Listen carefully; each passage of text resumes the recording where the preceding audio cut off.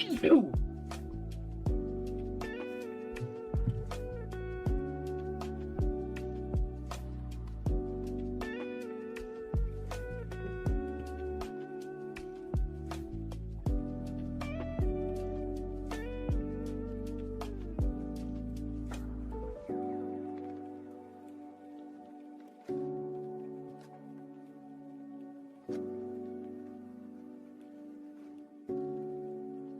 Oh, shit.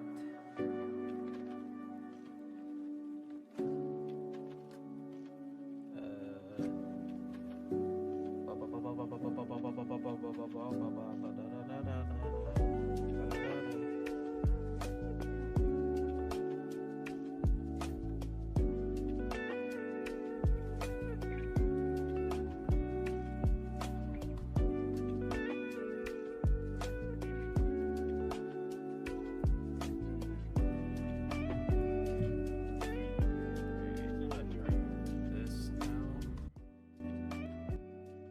a little bit. I don't know.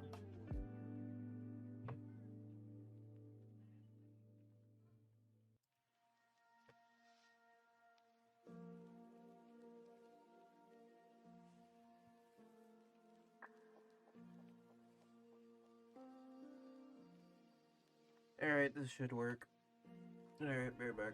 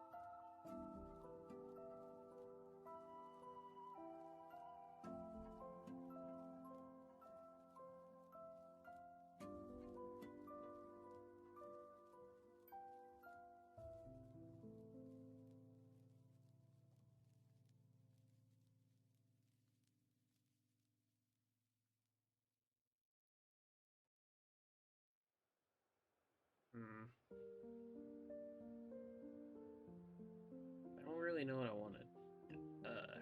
How do I even? I don't really know how I want to start that off. I guess I don't know.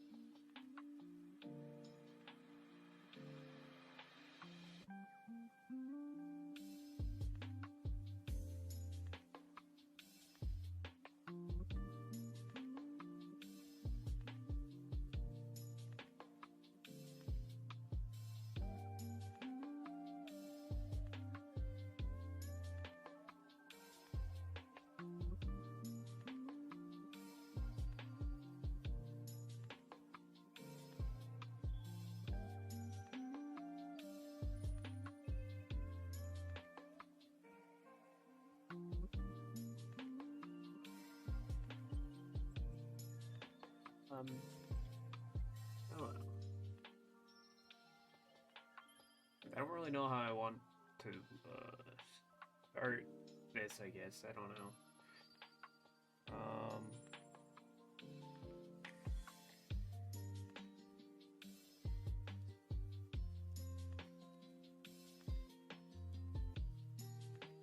Hmm.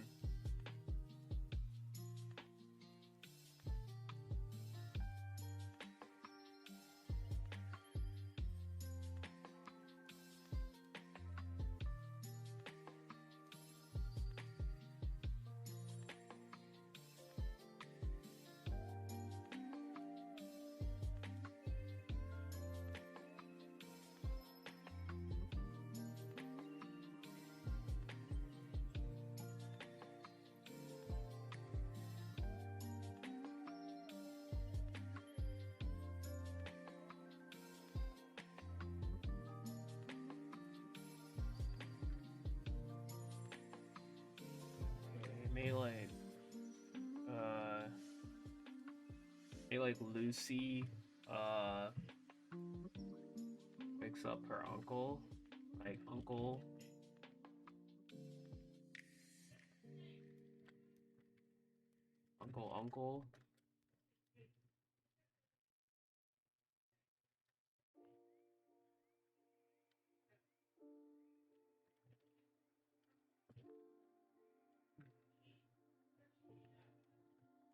Yeah, like maybe she's like waking up her uncle, and she's like, "Uncle, uncle," that she says it like excitedly.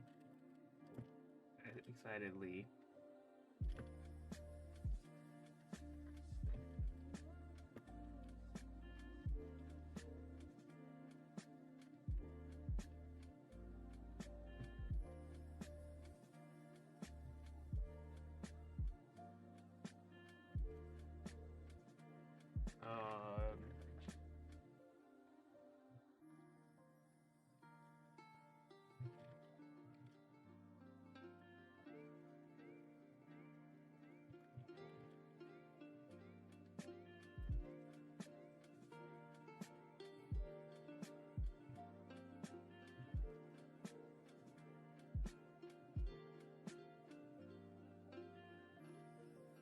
um,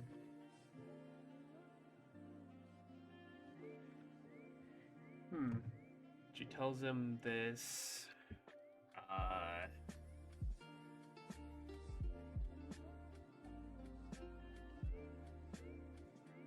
how would she tell him this?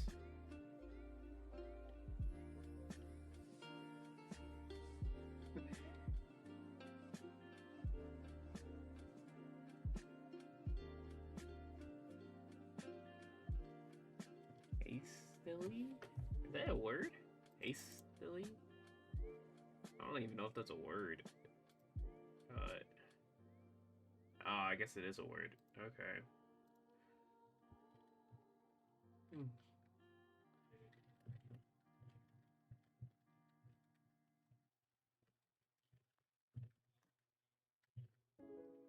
What the hell would his name be? Wait, hold up.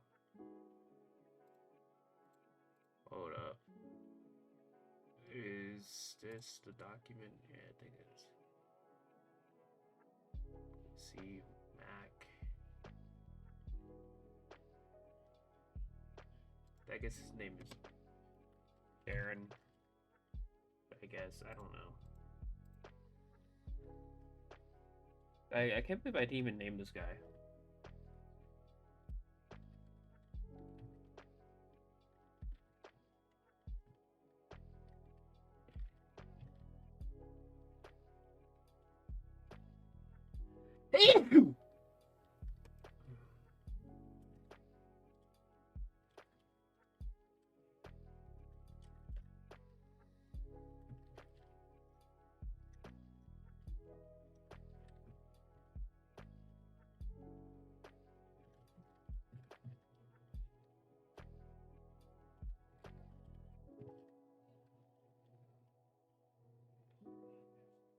That was loud. I'm so sorry, but it's easy. That was loud as hell.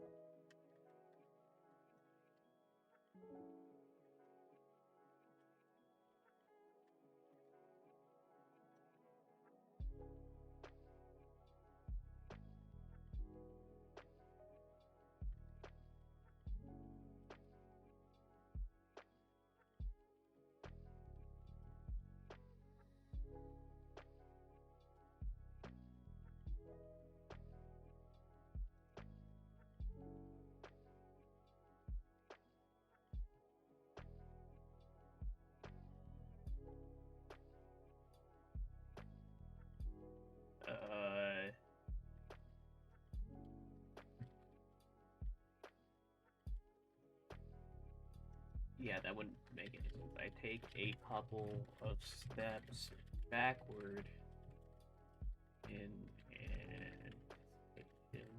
Yeah, I did not spell that right, but thank you. Anticipation of his awakening.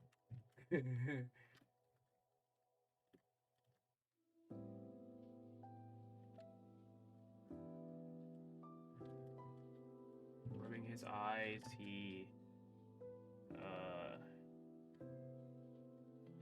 runs yet again.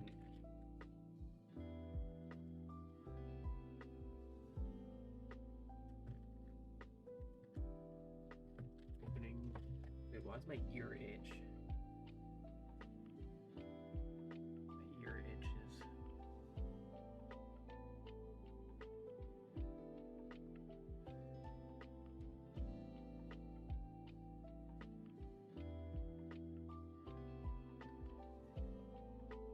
opening his eyes.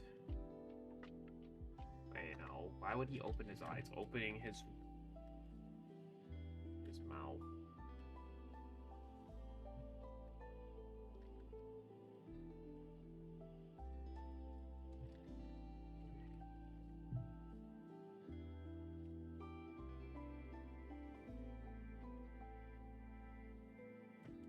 Alright, Lucy, damn.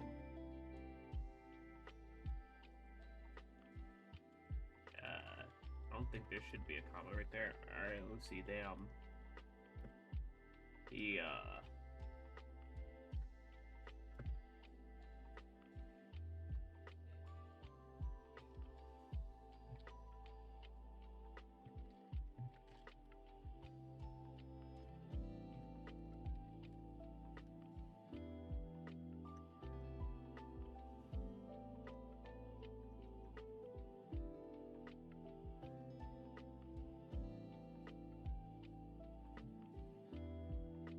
is that a word? Frustratedly? You know, whatever, I don't care.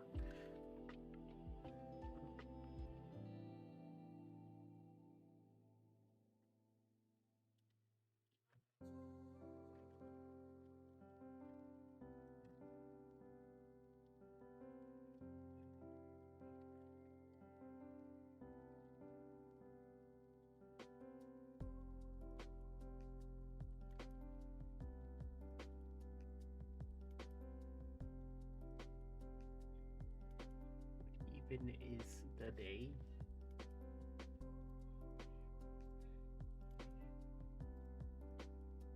Oh, what day is it?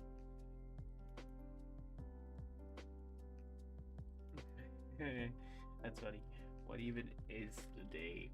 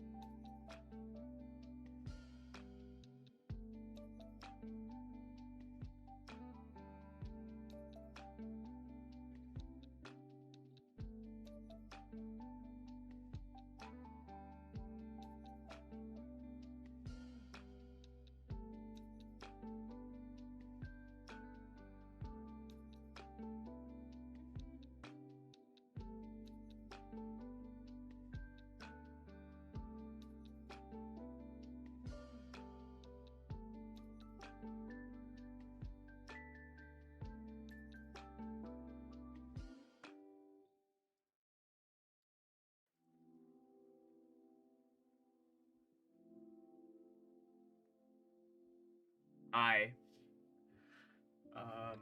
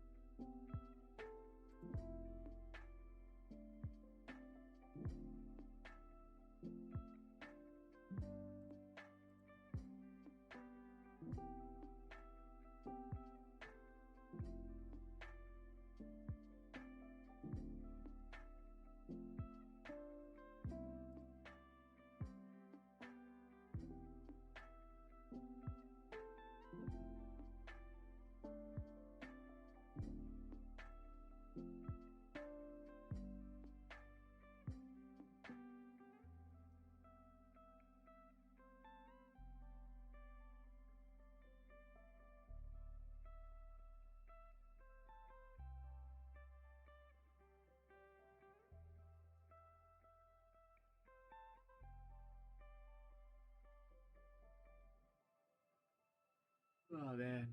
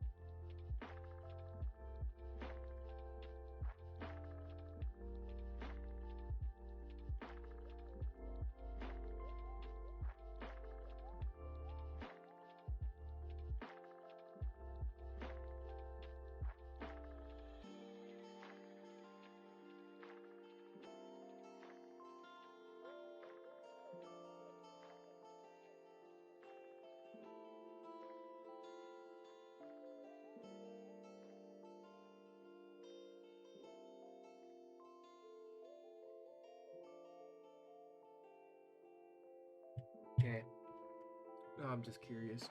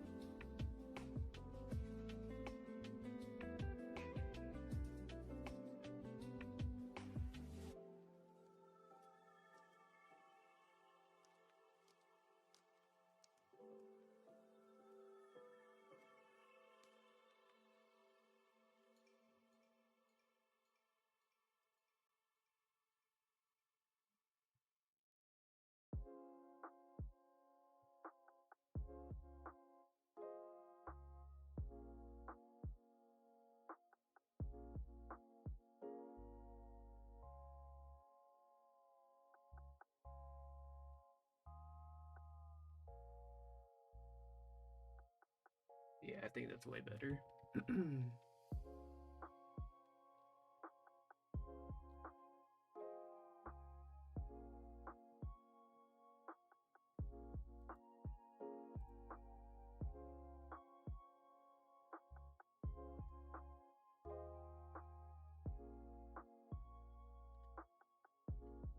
That's probably better.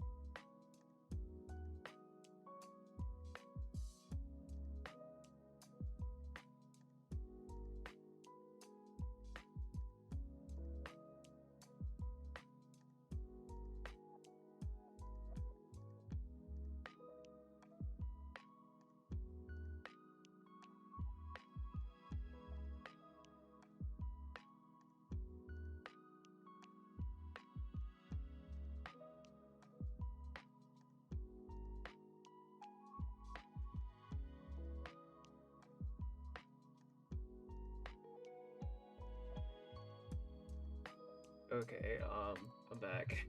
The hell is this?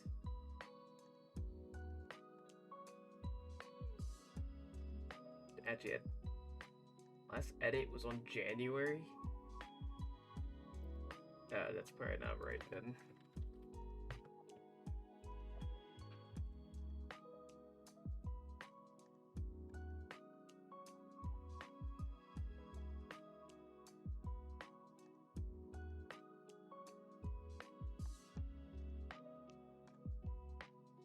September 6th. Wow. Also, I gave you mod because why not? I don't know. I looked at my my mods in this channel. You know, it's Ali, Bread, friend Jaden, you, Kay, this lady, Drip, Nightbot, and Streamlabs. And I don't know. Not all of them are here all the time. Like, if they was all here all the time, I probably wouldn't have given out so many mods, but they're not all here most of the time.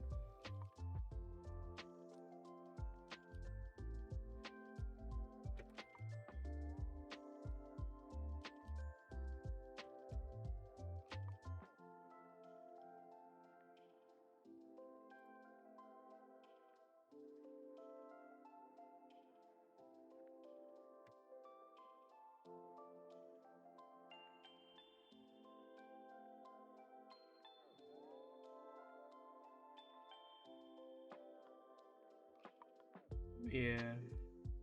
I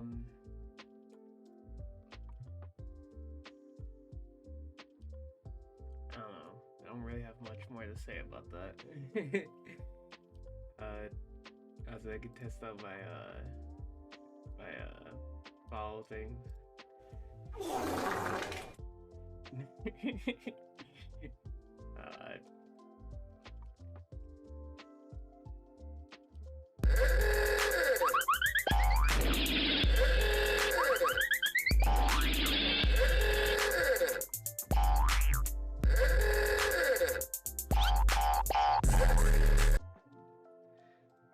This one doesn't have sound for it for some reason. I don't know why.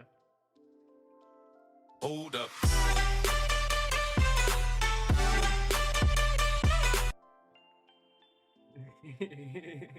I know it's loud as hell because I haven't changed like the sound of them.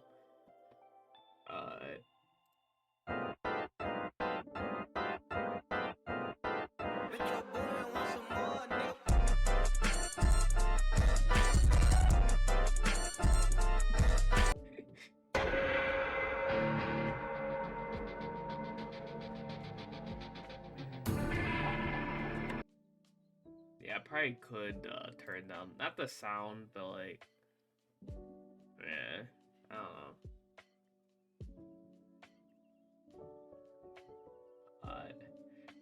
I don't use any of that. I don't really stream on my computer like that anymore. Mainly because this is my old one, and I can't really stream that much things on here.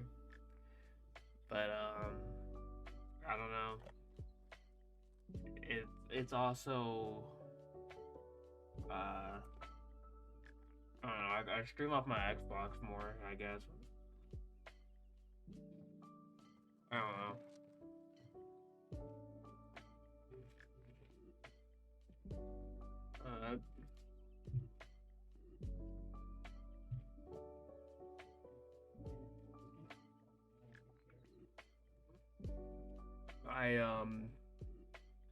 Those are 3 people. Me, you. I don't get that. But yeah, I was changing my about thing a lot. I didn't change this. This is still the same. Hey y'all, my name is Brandon, but you can just call me Bran or Cheeky, whatever one you prefer. I stream every now and then and try to learn more and more about properly communicating, having a good time, and just streaming for fun. I don't want to hold you up now, so enjoy your stay or don't, lol. Yeah, I don't know. I'm probably not gonna change that. That's pretty much everything I need to have right there. And then there's just all this stuff. I didn't really change that much. I just changed this. I put multiverses here instead of Rogue Company because I think that's my favorite game as of right now. I also reflected that down here because it says game currently, so I put multiverses instead of Rogue Company.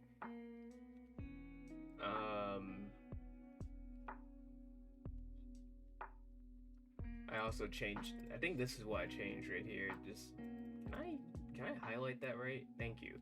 Well, yeah, I changed this because this was really outdated. There's like 5 games here. It said I streamed Dead Cells, Binding of Isaac, Enter the Gungeon, and I don't even remember the other two. But that's not necessarily true. I mean, it would be if I streamed off of my my computer. But I don't really stream off my computer anymore, so I just put like stuff that I stream or plan on streaming off my Xbox, which I stream Multiverse, I stream Minecraft, I stream Dead by Daylight, I streamed Dark Souls, and I streamed Hades a while ago. And yeah, I probably will stream Rocket League and Assassin's Creed, maybe even Sonic Frontiers again. I still want to stream Rogue Company and Fortnite and pretty much any game on my computer, but I just can't do that right now. And there's some other games that are on my computer that I may stream. Obviously, I can't really do that right now, but even if I could, I don't know if I would stream these anyways. But yeah. And then on my Xbox, I may stream the Batman Arkham trilogy, but I don't know. I might just play that by myself. I might stream Burnout. Might stream Fable 2 if I play with Drip. And then other stuff that I haven't mentioned. I'm not just gonna make a list of like everything.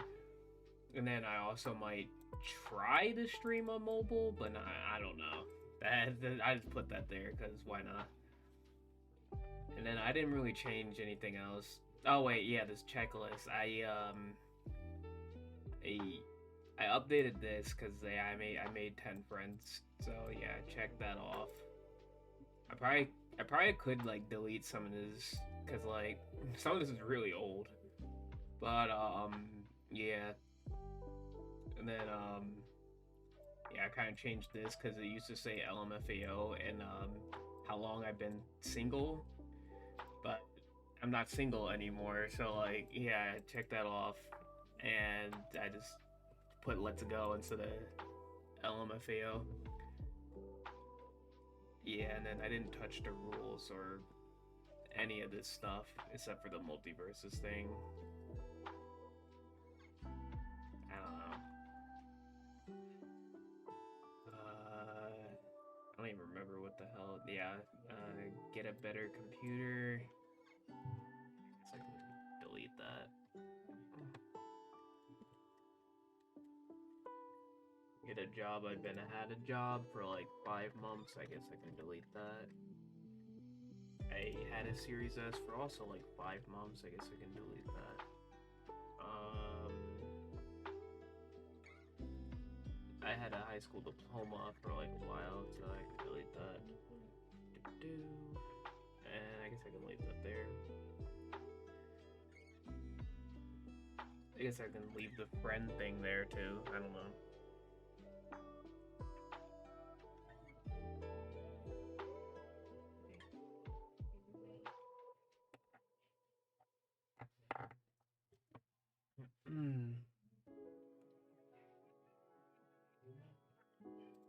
I guess I can put some new stuff on here. Boom boom. Get a PS5. Boom boom. Get a face cam. Boom boom. Get a capture card. Boom. Knock out my Steam wish list. Knock out my Xbox wish list. Knock out my Amazon wish list. And I think that's about it.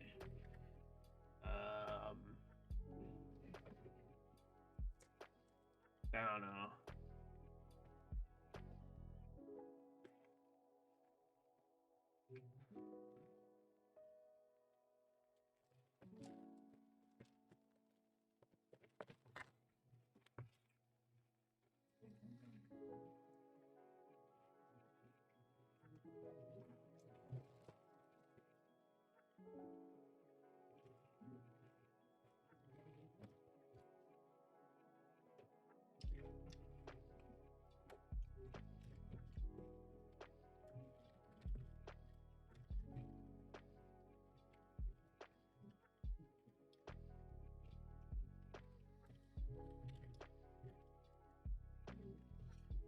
guess we'll put that there.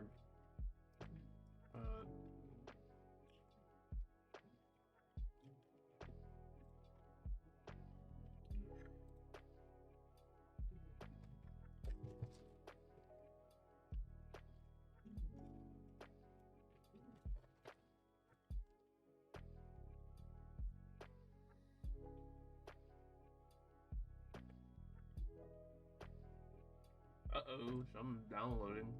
That's not good. The hell is that?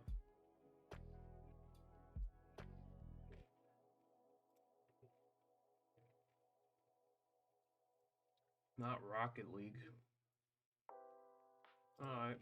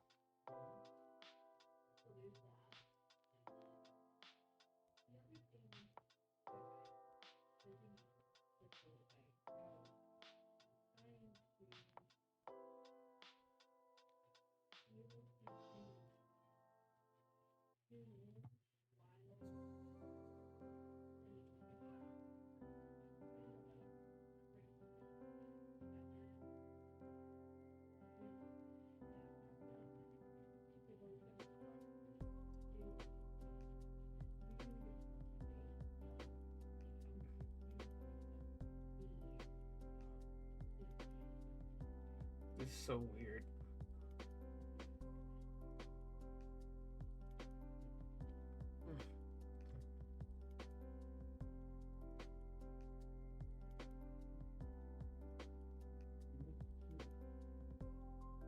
Where's my cursor? Okay, it's right here.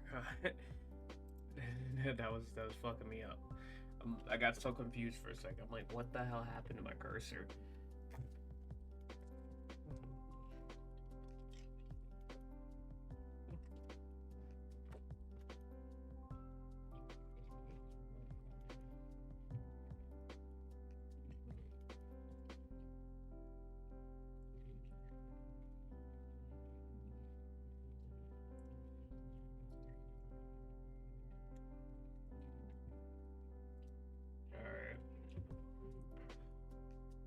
I don't know if I feel like writing anymore.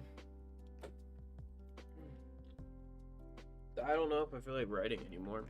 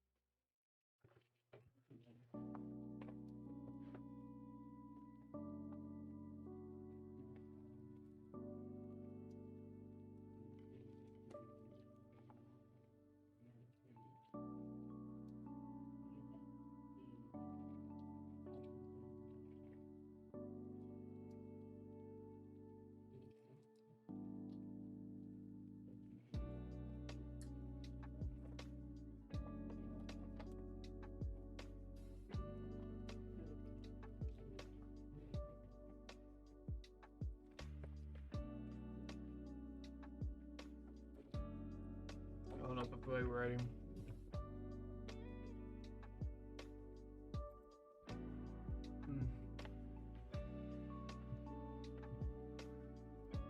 What really interests me about life, what it really interests me,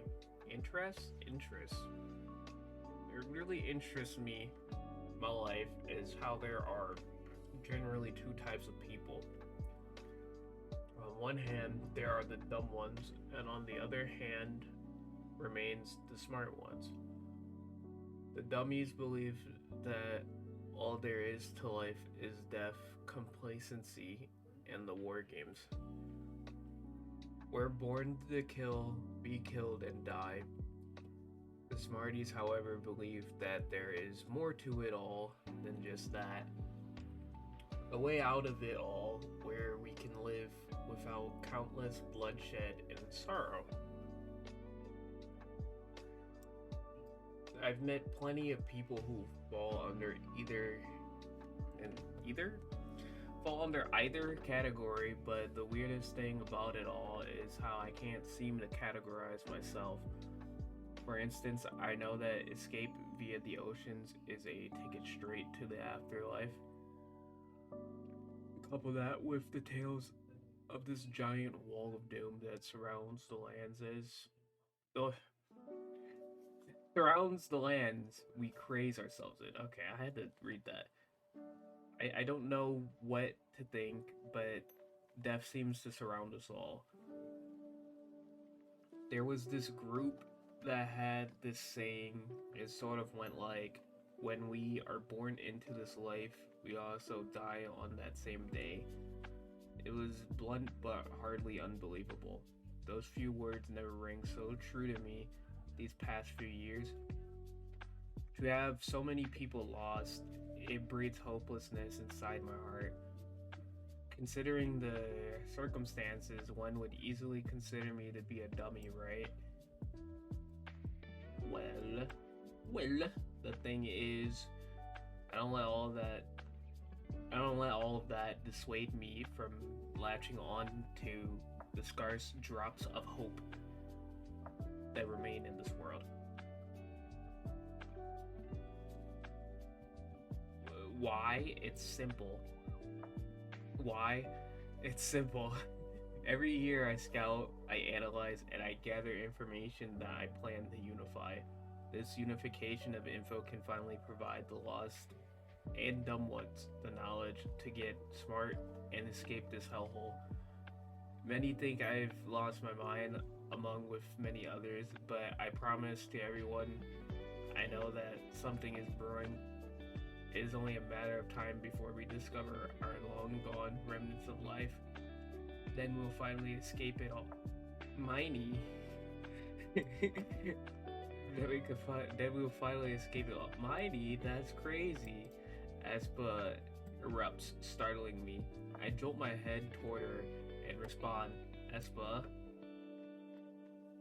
Look, I don't blame you for having hope, she goes on. I also don't blame you for gathering and recording useful information, but journal entries are a new low for you, girl. I shake my head. Espa, it isn't a journal. I reply snarkily, rolling my eyes. It is a record. Okay. Throwing her hands up, she fires back. You're writing more than just some plans and discoveries. Reaching for my shoulder, she continues. Girl, you are getting pretty what the hell is life in those entries. Taken aback, I turn away. Plus, I thought we all ditched the diaries long ago, she breaks to me while chuckling. It isn't a diary, I exclaim, balling my hands. Chuckling some more, she responds, whatever it is, you aren't really the self-reflecting type. She let go of my shoulder, at least not in the form of writing, she finishes. I frowned and remarked to her, Espa, you are starting to annoy me a little. She smiles and talks back. Hermione, I haven't annoyed you since the first week I've met you. She's right. Even though I started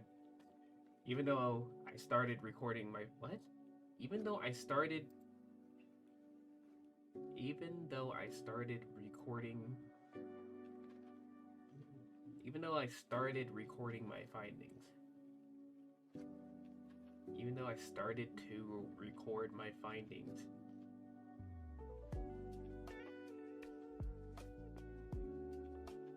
She's right, even though I started recording my findings. I don't like that sentencing.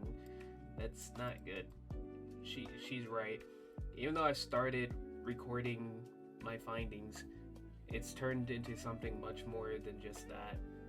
Maybe it's a coping mechanism or an escape, but whatever it is, I think I've become a little too consumed in it all. You're right, Espa. It's probably a journal. I reveal, closing the book. Okay, I reveal. Closing the book, I get up and turn to her once more. I'll stop, I declare. I think it is about time I ditch the papers, at least for now. Espa stares at me for a passing second. I didn't mean the diary thing, she apologizes.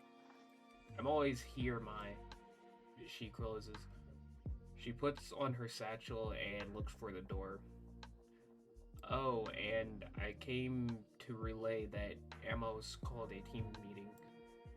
She tells me, shaking her head. God, I pray for that man sometimes, she mutters while heading out the door. Another team meeting? That's rare. What the fuck? How did I get rare? That's rather untimely. All that's been happening lately. Ugh.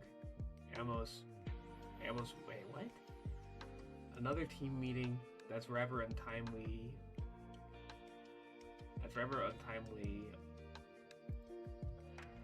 After all that's been happening lately. No wonder. I was like, what the fuck? There's a word missing there.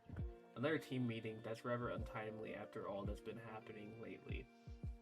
Ugh, Amos would do that now, huh?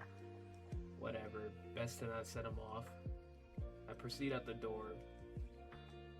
Hey, righty pants, Tammy greets. Oh, bro, I forgot I wrote her like this. Been waiting for you, LD. Okay, been waiting for you all day. Okay, been waiting for you, LD. She states, easing it through her tight smile. I think I asked like Ali about this. I was like, Ali, is this peak character? And then he said yes. Cause Ollie's stupid. Easing it through her tight smile. I was caught up, Tam. I hazily let on. She drops a smile for a second. She interrogates. Oh God. Come on, mine. You don't? Yeah, you don't spend that much time in here for just nothing. Actually, I remember writing this. Jesus Christ, I was having a blast writing that. Placing a hand on her left side. Eyes knows you're up to that right in the ears. That's peak writing right there. I roll my eyes rather aggressively. Tam, let's just get to that meeting we've all probably been summoned to, yes? Catching my annoyance, she nods and turns around. We'll talk about it later after you're all calmed down. Calm down? Yeah. We'll talk about it later after you're all calmed down. She finishes, starting her walk. I take a deep breath as we approach the main chamber. Tammy opens the door. What the hell is this? I don't know what the hell that was. Okay, anyways. Gosh darn, Esp. Use move faster. Faster? Gosh darn, Esp. Use move faster than anyone's I've ever seen. Ever seen. She teases as she walks in. shut up, Tammy. You're damn annoying. Or you're shut up, Tammy. You're goddamn annoying. Okay. Aspa retorts with my god. I'm actually like making myself stupid now. Aspa retorts with a gesture. Whiny. She sighs. Take a seat right here. She orders, patting the seat right next to her. Oh my god, you're Miney? The Miney? Some guy exclaims. I take my seat. Yes, and you are? I ask. Must be a new stranger. Must be a new stranger. He stands straight up. Corian Dyson, number 2, ma'am. It's a great honor, he addresses with a salute. I quickly smile. Well, 2. Just sit tight and wait for the rest of everyone else. And Amos, I command. Yes, ma'am, he responds. Wait. Sorry, ma'am. Quieting that now. He finally sits down. Okay. There's a lot. Reading that is interesting. I don't really read my writing, which is funny. Like, you probably should, but like, I don't really read it. Like, I read it, but I don't read it out loud, I guess. I guess that's what I'm trying to say. It's interesting reading it out loud. And, oh god, right. Like, reading Tammy's, like, the way she talks. God, that actually made me feel like my brain was, like, deteriorating. But I'm gonna keep it like that for now, because I think it's funny. But I think that's how Tammy would talk, in my opinion. She's kind of like, I don't really know how to explain that. She's just kind of like, that's just how she talks, I guess.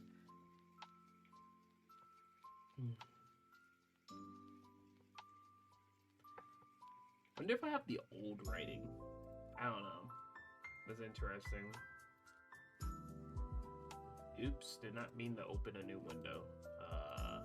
Open new tab. There you go.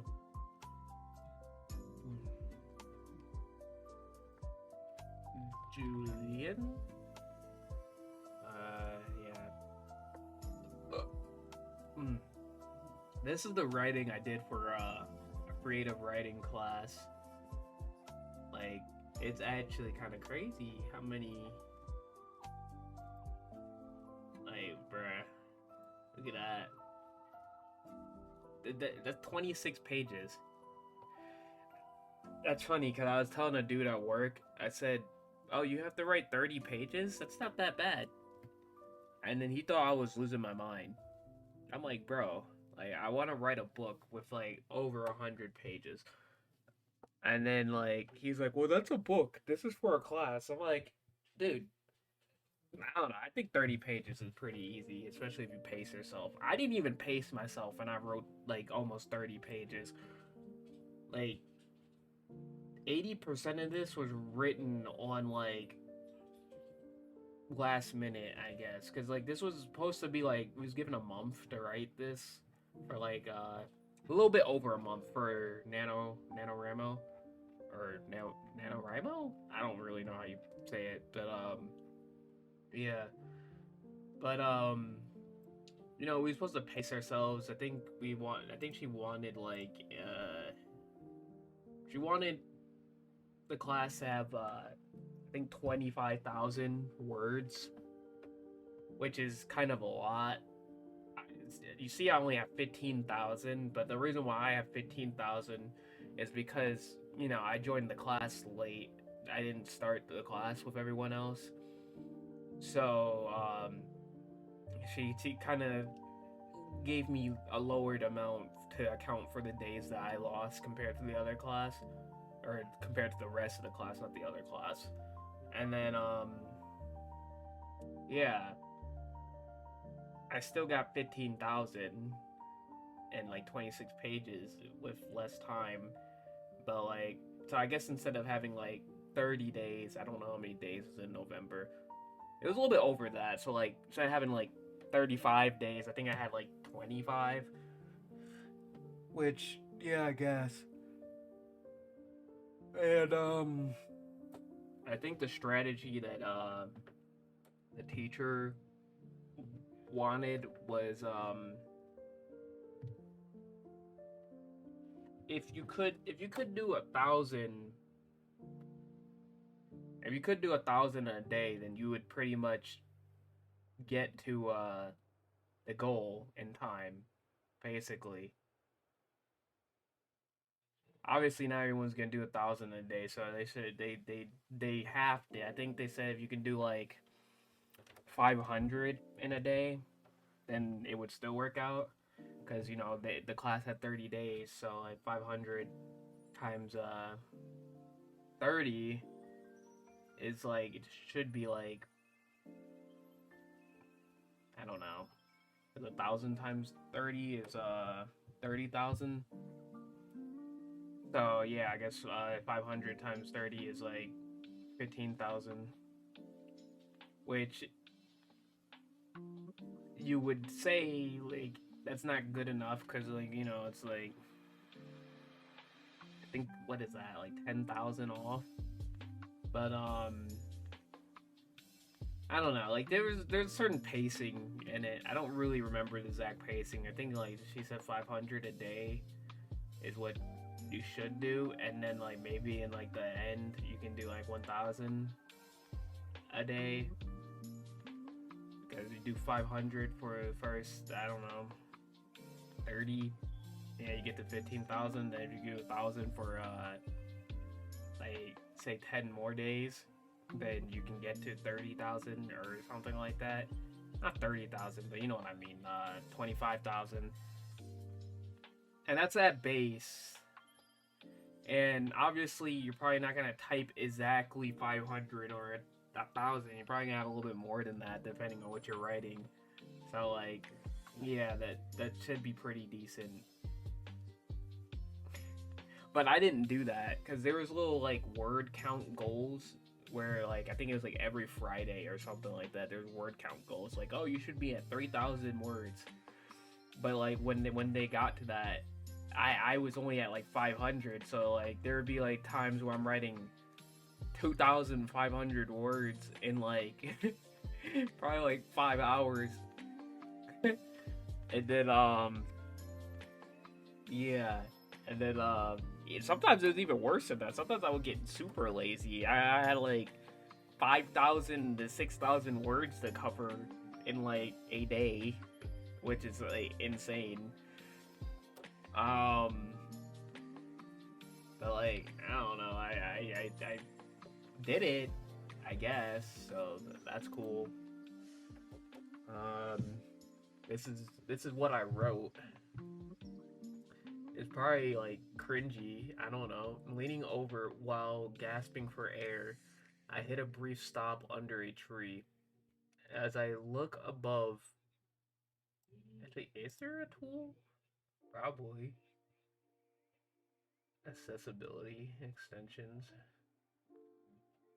Isn't there like a whatchamacallit thing? Like a I swear it exists. I just don't know where it is. Like I think it's in tools. I could be tweaking though. Accessibility. Turn on screen reader support. No. Dude, what the hell? Where is it? Am I tweaking? I swear there's like a I don't even know what I'm looking for. Line reader doc Google Docs. No, that's not what I'm looking for.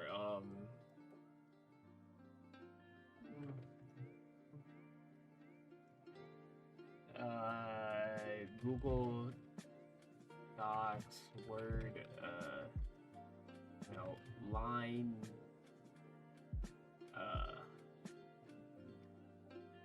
Line Keeper? What the fuck is it called? What the hell is that thing called? I don't remember what it's called. You know what, whatever. I'm just gonna read like I was reading the other one. Leaning over, oh god. Leaning over while gasping for air. I hit a brief stop under a tree. Leaning over, gasping for air. I hit a brief stop under a tree. Okay.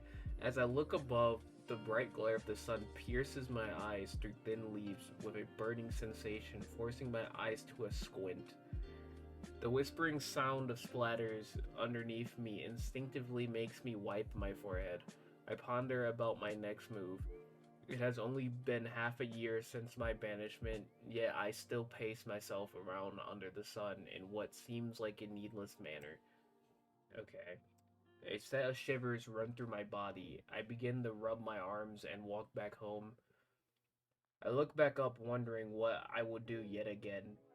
I am a duelist, but what am I doing now? I shake my head to the ground. I can't do this forever. I must regain what I had lost. I must relinquish my past arts in fighting. I straighten out my posture and narrow my eyes. I clear my throat and place my fists on my chest. I must duel those who wronged me and reignite the flame that they've doused. I speak boldly. I grasp for my sheathed sword and smirk. One, I assert while striking the air. I hate that word, and I use that word so much. Jesus Christ, I need to stop using that word. By one, I strike again in speech. By one, again. By one, and again.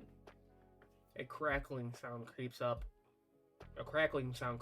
my back as I quickly jolt around with my sword extended outward. Easy now, a rosy-headed lady reacts while... Okay, I almost thought I was about to say whilst. I hate that word.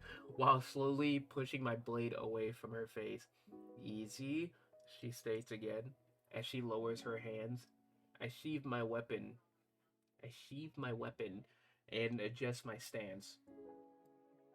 She lowers her shoulders and says, "You were pretty loud out there."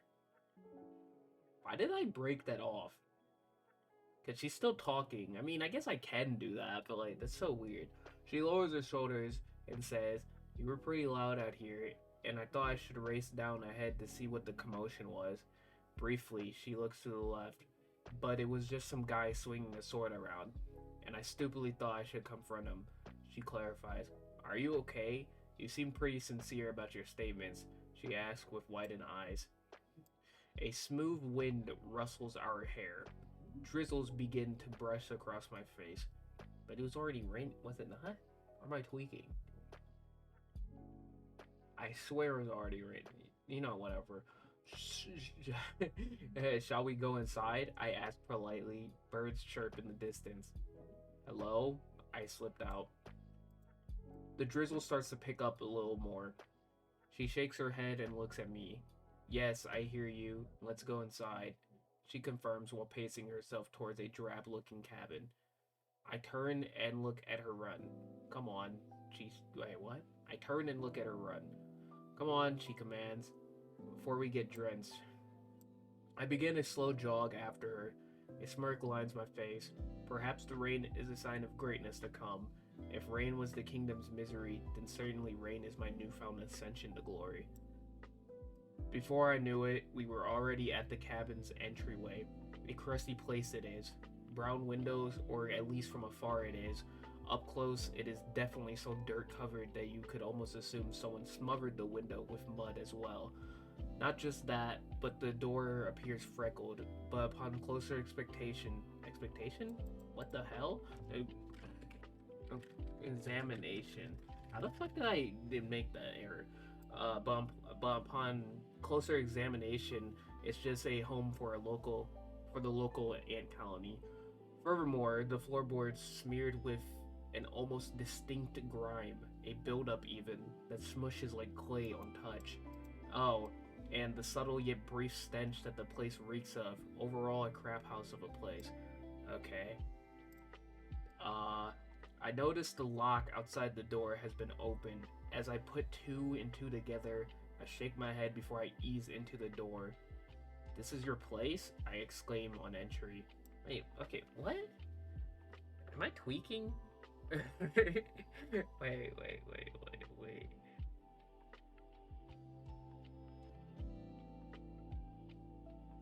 Okay, never mind. Yeah, I guess I'm not tweaking. Okay, this is your place? I exclaim on entry. I stumble a little as I take off my sheath and sword, and I place them gently on the wall. I don't know why I paused right there. So, are we going to talk again, or shall the silence keep on? I ask. There he goes again. I ask while scratching my head. As I unravel my scarf, she opens her mouth. I stop. She also stops. I raise an eyebrow as I continue to unravel, and finally it comes off. So, I wonder. I don't like the way that paragraph was worded. uh, yes, my bad. Wait, why did I stutter right there? Yes, my bad. Lost in the thoughts. Yes, my bad. Lost in the thoughts. The redhead reveals as she fiddles with her bracelet. You look very familiar. I don't suppose you'd have a hard time telling me about yourself? She asks while gliding across the room in my direction. She goes on, say, we don't get many babblers out in the grassways. In an abrupt fashion, she looks around and proceeds to talk again. You got something you lost, don't you? Is it in the town? Is it in town? Is it in town? You got something you lost, don't you? Is it in town? Or places we can't yet reach? I roll my eyes and cross my arms. I even let out a sigh. So many questions she has, but we just got here. Slow down, I state. I take my scarf off. I take my scarf and okay, I guess actually no, he already took it off, never mind. I take my scarf and wipe my face clean. Aren't you drenched too? I ask. No, she responds. I got in quicker than you did, she says with a smirk. Sorry for my questioning game, she goes on. I just don't hear too many people yelling and raving out of town, she says softly. I just don't hear too many people yelling and raving out of town, she says softly. She begins to look around aimlessly as she sits on the side of the resting post. That's so interesting. Okay. I could say I don't get too many questions from complete strangers either, I argue in a smart manner. She frowns slightly, with her mouth open a little. Her eyes glisten and she looks away, wiping her face. I take some steps back and breathe as she sniffs. What? I take some I take some steps back and breathe as she sniffles a little. Okay, I have to read that again. I'm like, what? Um, uh, are you okay? I ask. The sniffling stops, and she does a quick glance at me before she repositions herself. My name is Julian. I come from a kingdom quite a bit away from here. Yeah, I've lost something that was very important to me. I stay away from the town, but I guess that might just be the place for a person like me, huh? I open up. She looks at me with widened eyes and dried smears on both sides of her face. I am Poppy, she replies. I respond quickly. Well, Poppy, I am sorry for... It's fine, she interrupts. I continue. No, I didn't mean to upset you or anything. I am just not used to the casual talk, she interrupts again. Yes, the casual talk, I confirm. I look around, but fix my eyes on her again. You said I looked familiar. Just a coincidence? She turns and looks at me for a good minute. She squints at my eyes. Then she stands and walks up to me. She gently slides the backside of her hand down my chin and slants her head while looking attentively at the other side of my face. She stops and walks back a few steps. In an active manner, she scrunches her face and places her right hand on her hip side. Almost immediately, her mouth drops as her eyes widen. You are Julian Morhan, she blurts out. She paces back and forth in front of me. Wow, I'm so stupid, she remarks.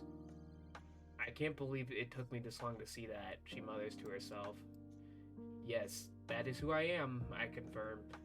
I didn't think I'd see someone react this way to my presence. I pause. Poppy, do you have anything to say to me? I ask out of anticipation. No, I just really, really, really can't believe it, she responds. Raise my eyebrow again and tap my foot. Okay, I mumble. I look away. But before I know it, she guides her vision back to her. Whoa! I react while jumping. She moves scarily quick. You know, I always did think you were the best there ever was at doing, she fires with a smile. So, what if some dunderhead gets all lucky? Okay, so what if some dun. Okay, yeah, so what if some dunderhead gets all lucky? She states. Before I can respond, she moves closer to my face. You're amazing, she whispers in my ear. Is the only word that slips out my mouth. Okay. Um, She laughs and pushes me away. My mistakes. You're probably wondering why or how I know this, she remarks with a friendly smile while scratching her head. I may be a townswoman now, but I visited the kingdom some time ago, she stops. Looking for fun, I went to many taverns, heard wind of some duels going on, and eventually I found myself hooked on these crazy fights, she finishes. Long story short, I became quite a fan of it, and to hear the Golden Child was going to have this big battle against the measly stump of the West, I had to tune in, she explains. She look she looks up in awe as she drops her smile for a second. I was as surprised as anyone that you'd lost, Julian. But I'll be damned if I didn't think you'd bounce back. Before I knew it though, you'd been banished incidentally.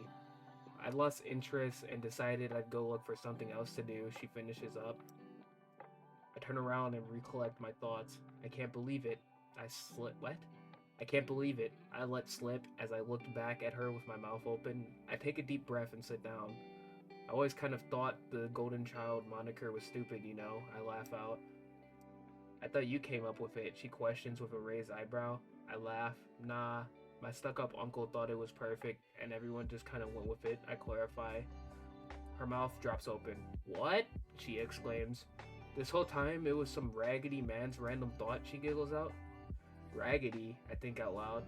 You must have known who my uncle was for sure, I laugh out. She gets a good laugh out of that. Yes, who wouldn't? Yes, who wouldn't? He showed all. He showed. He showed what? Yes, who wouldn't? He showed at all your matches with crazy attires and even crazier bets, she points out. We laugh some more as we try to get our acts together. I tell her, I needed this laugh, Poppy. Glad to be of service, she thanks as she strikes a pose. I smile. So, you know, my brain is straight up dying. I smile. So you know a lot about me, but can I know more about you? I ask. All right. She makes a weird face. She goes while exaggeratedly rolling her eyes. Is that a word? Exaggeratedly? I guess. She then laughs and begins to talk. Ah, yes, I am Poppy, but you want to know more, she states. I grew up a bit in the southern parts of the kingdom, but my family was struggling a lot. She pauses briefly. We eventually moved out to the nearby town just around here, she added. She looks away with a straight face, but then looks back with a faint smile. She responds, what? With a faint smile. She responds, I begin to lose hope.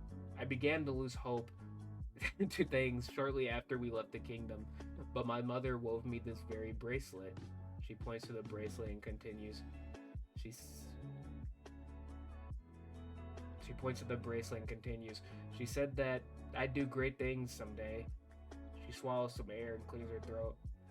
I haven't really done much though, despite what she claimed. She opens up with a slight frown. Okay. God, I suck at reading. Jesus Christ. I reach out and softly grab her shoulder.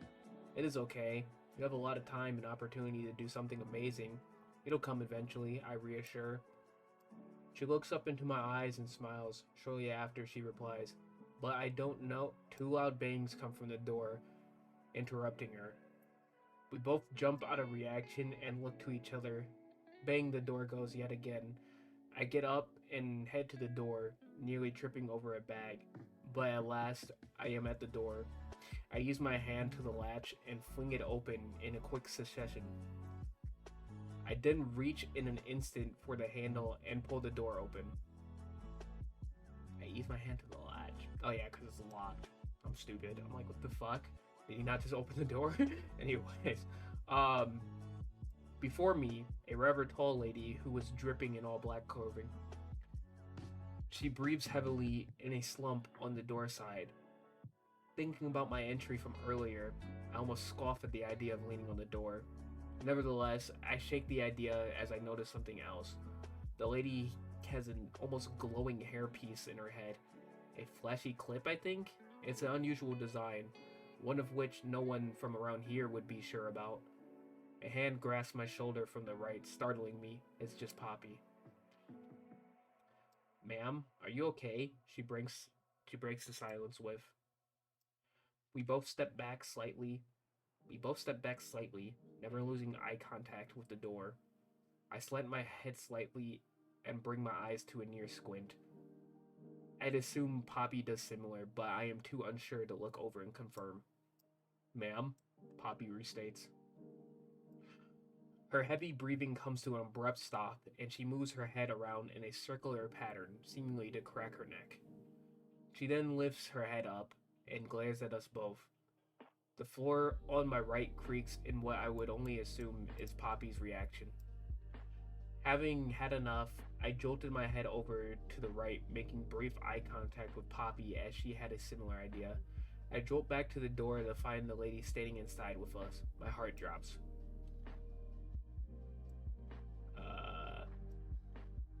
Oops. Don't do that. Hello? I don't suppose you know what? Oh, no, it's lady talking. Hello? I don't suppose you know why I am here? What? Hello? I don't suppose you know why I am here, the lady exclaims with an interesting voice. Her voice has a certain raspiness to it, almost like a person with strep throat. However, she looks healthier than anyone I've seen in the past few months. Interestingly enough, she looks almost too healthy, which doesn't even make any sense. I have access to this cabin as it was given to me by a townsman who sold it to me. Poppy explains while jiggling her key. Oh, isn't that great? Oh, isn't that just great? I cannot read. Oh, isn't that just great? She angrily replies. Her eyebrows scrunch down and she looks at Poppy. And who might this townsman be? She questions her. I don't know his name specifically. He did have brownish hair, a mustache even, a very rigid jawline, some fancy shoes too. Oh, and some weird symbol lashed into his shoulder, I guess, she affirms. The lady clenches her fist and slams her heel into the floorboard next to her.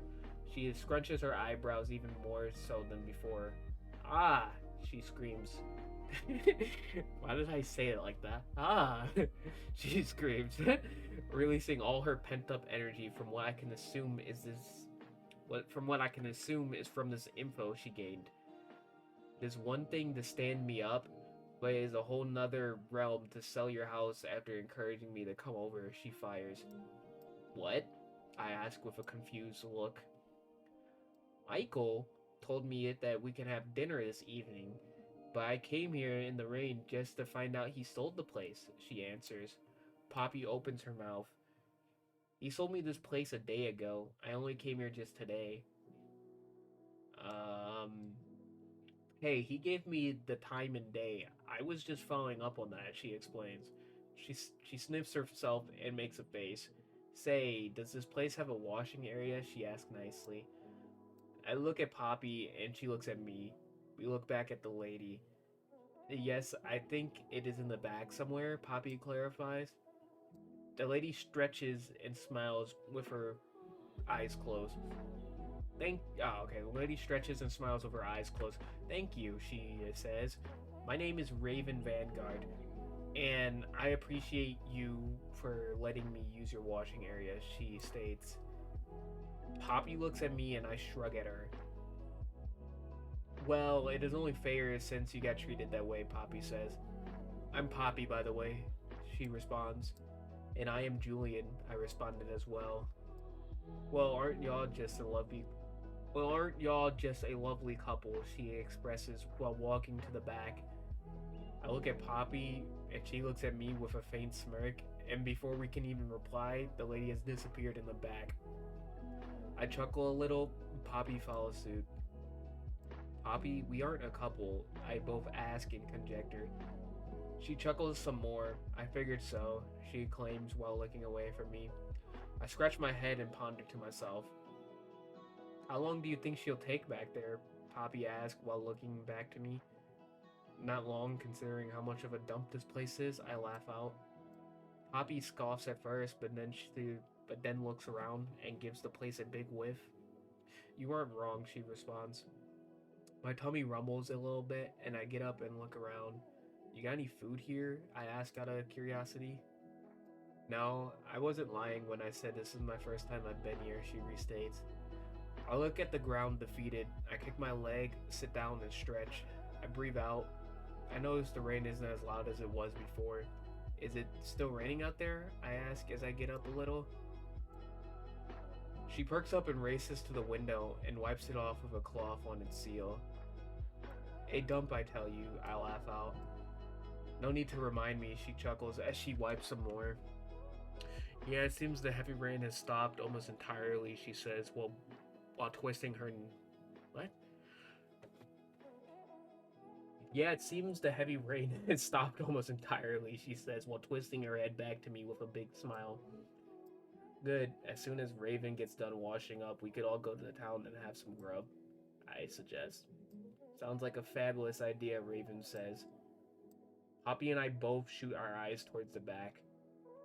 What can I say? I clean up fast in such a situation, Raven reacts. Poppy stares as I do too. What? Raven asks. That was like 3 minutes at the very least, Poppy states. Raven letting out a shrieking laugh. I carried a separate outfit, and I was just cleaning the rain smell, she explains.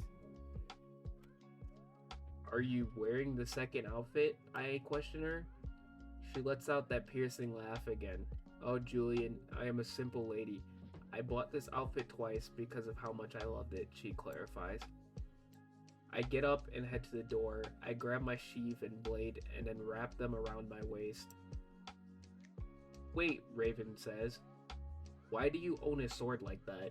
I turn and look at her over my shoulder. This isn't a common sword. It is very carefully crafted with a unique imprint on it, she creeps up. It seems rather expensive, or maybe rare? He's from the kingdom, Poppy clarifies. Which kingdom? Raven wonders. Ilsteria. I think that's how you said that. Ilsteria, I finally answered whilst turning around. As a matter of fact, that will be known as their old name very soon, I go on. Raven softly tilts her head. She hums. Why? She asks. Because I was wronged, and Poppy knows it. Consider it unfinished business, I suppose, I reply. Poppy walks over and wraps her arm around me. Julian was banished for losing a simple dueling match. He had a near flawless record, only losing to his dad once, but Ilsteria thought otherwise when he gained his second loss from a less honorable opponent, she explains further. Raven looks around, but then looks back at us. Well, if you are looking to make a great return, then I think you are going to need a lot more than just yourself and a fine sword, she points out. Yes, I have realized that quite some time ago, but I'm not some pushover either. I might have lost to Ryan Oak and my dad, but I have been training quite a bit for my return, I state. Raven assumes a smirk on her face. What now? I ask in irritation. Oh, nothing, but by the looks of it, you have been struggling to stay properly nutritioned. Why is that word like that? Unknown word. Nutritioned? Is that not a word? Is nutritioned not a word? Is nutritioned not a word? Nutritioned. Did I not spell that right? It literally says unknown word. Whatever. Oh, nothing, but by the looks of it... Alright, I gotta, itch myself. Okay. Oh, nothing, but by the looks of it, you have been struggling to stay properly nutritioned and well rested. Don't overwork yourself and try to just rejuvenate yourself more, she exposes. Also, you might be a great duelist, but. Okay. Also, you might be a great duelist, but those duels are kingdom duels. Those are competitions for fun and money. But what you are trying to do isn't just a competition. You're more on the side of war, my friend, she further points out. I understand, Raven. I really do, I assure her. Now, let's get going and get some grub. And afterwards, I will have a couple people you shall fight, she announces. A slight crinkle erupts out of nowhere. Suddenly, Poppy is right next to Raven.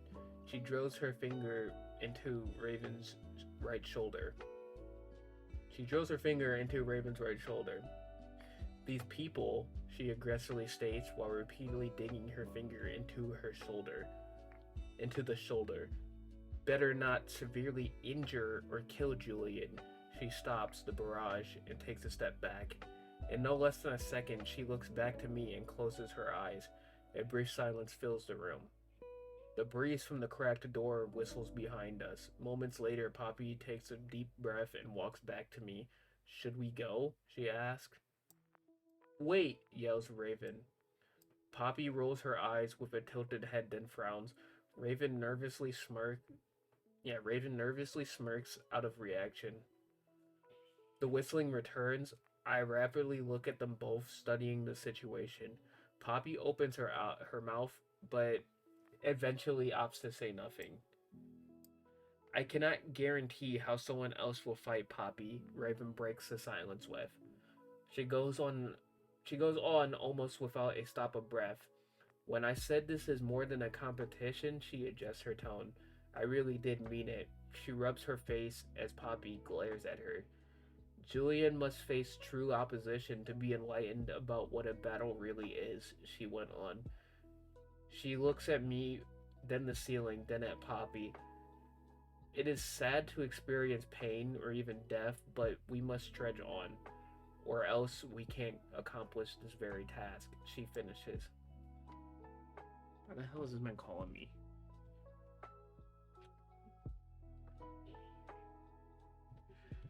Why the hell is Drip calling me? Fucking hell. Hey, hold up.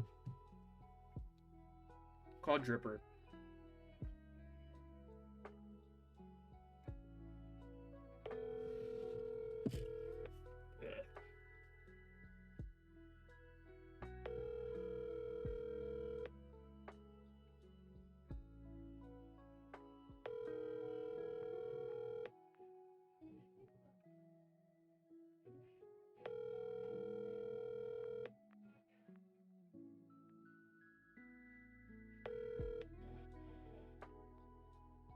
Hello?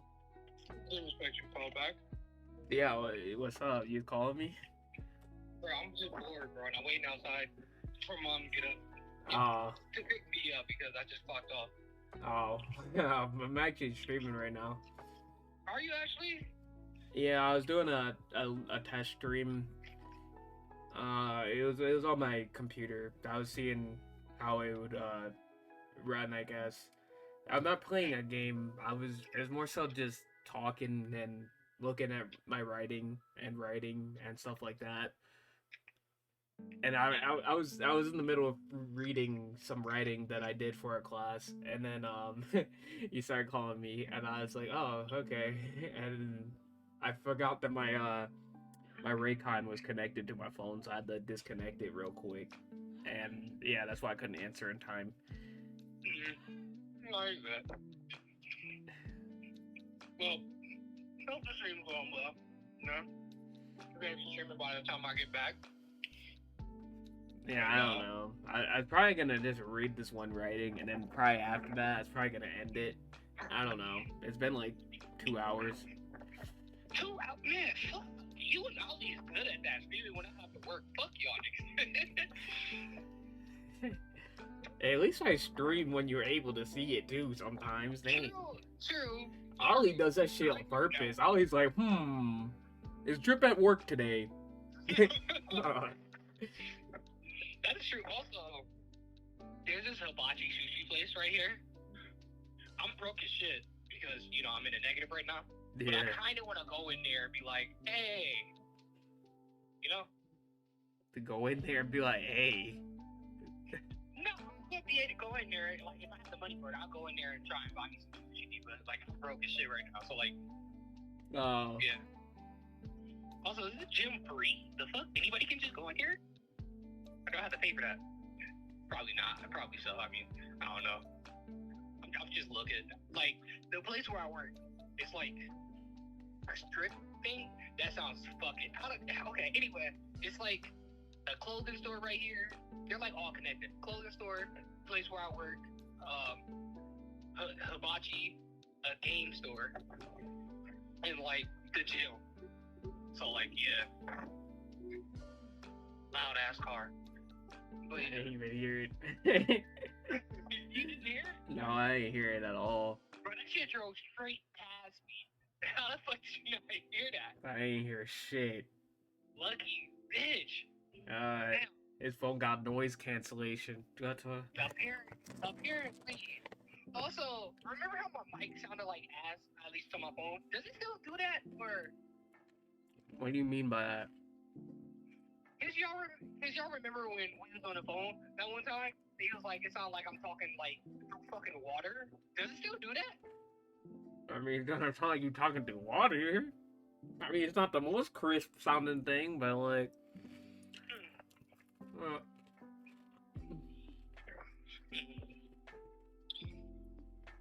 wasn't that like a long ass time ago when you had a different phone? No, it's the same phone. Just haven't fixed it yet. But nah, real talk though.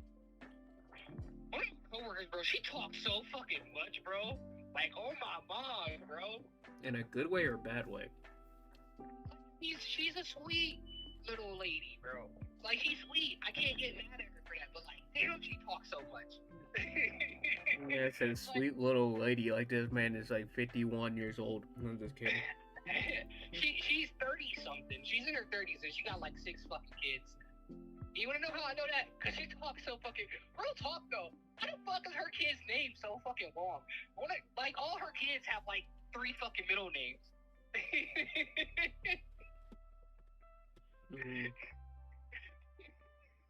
I'm not even kidding. Like, why? Like, I know why, because her brothers and shit, and they would, you know, be petty. You're like, why don't they have, yeah, you know, bullshit like that. But like, I wasn't supposed to know that. Okay. This is my first day.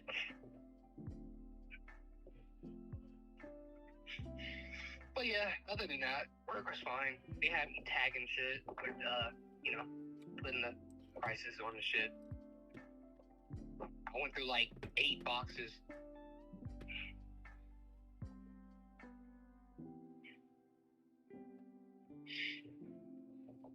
It's not that bad. Pretty easy, actually.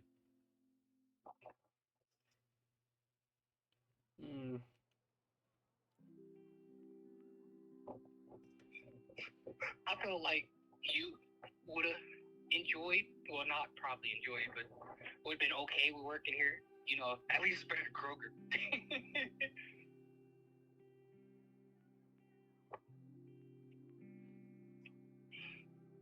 Is that a drugstore? They got weed. Yo, that's crazy. Oh, and they got Lee's over here. That shit's closed though, I think.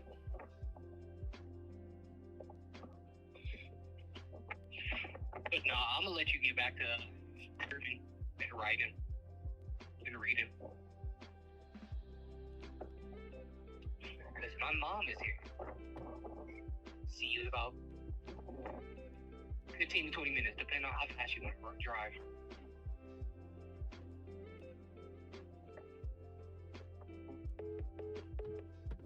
Okay then. Anyways, it's sad to experience pain or even death, but we must trudge on, or else we can't accomplish this very task she finishes. Poppy clenches her fists and stomps toward Raven, I reach out to stop her, but then immediately retract my hand. She grasps Raven. Grasps Raven's collar. I hate that fucking word. And shakes her. I step back. I look all over the place. I even clack my teeth before the idea hits me. I clear my throat loudly. Poppy stops. Yet again, that familiar whistle fills the room. Can we just go to town? I propose. Deal! Raven blurts out instantly. Poppy twists her head back at Raven and gives her a little shake. She then reluctantly lets her go and looks back at me. Deal. She softly agrees, while an abrupt... Why did I say wow? She softly agrees with an abrupt but soft breath.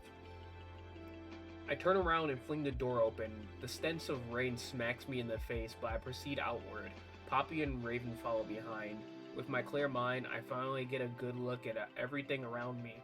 Many trees, critters, and other things fill the area from close and afar. A couple of dirt paths are visible, with a main stone path covered in slight overgrowth. It was very natural out here, and kind of spunky in a way. Spunky? Kind of spunky? Courageous and determined? Kind of spunky? Dang, you feeling kind of spunky? We head away onto the stone path and tread onward to the town. Birds chirp to the lovely melody of the delicate breeze.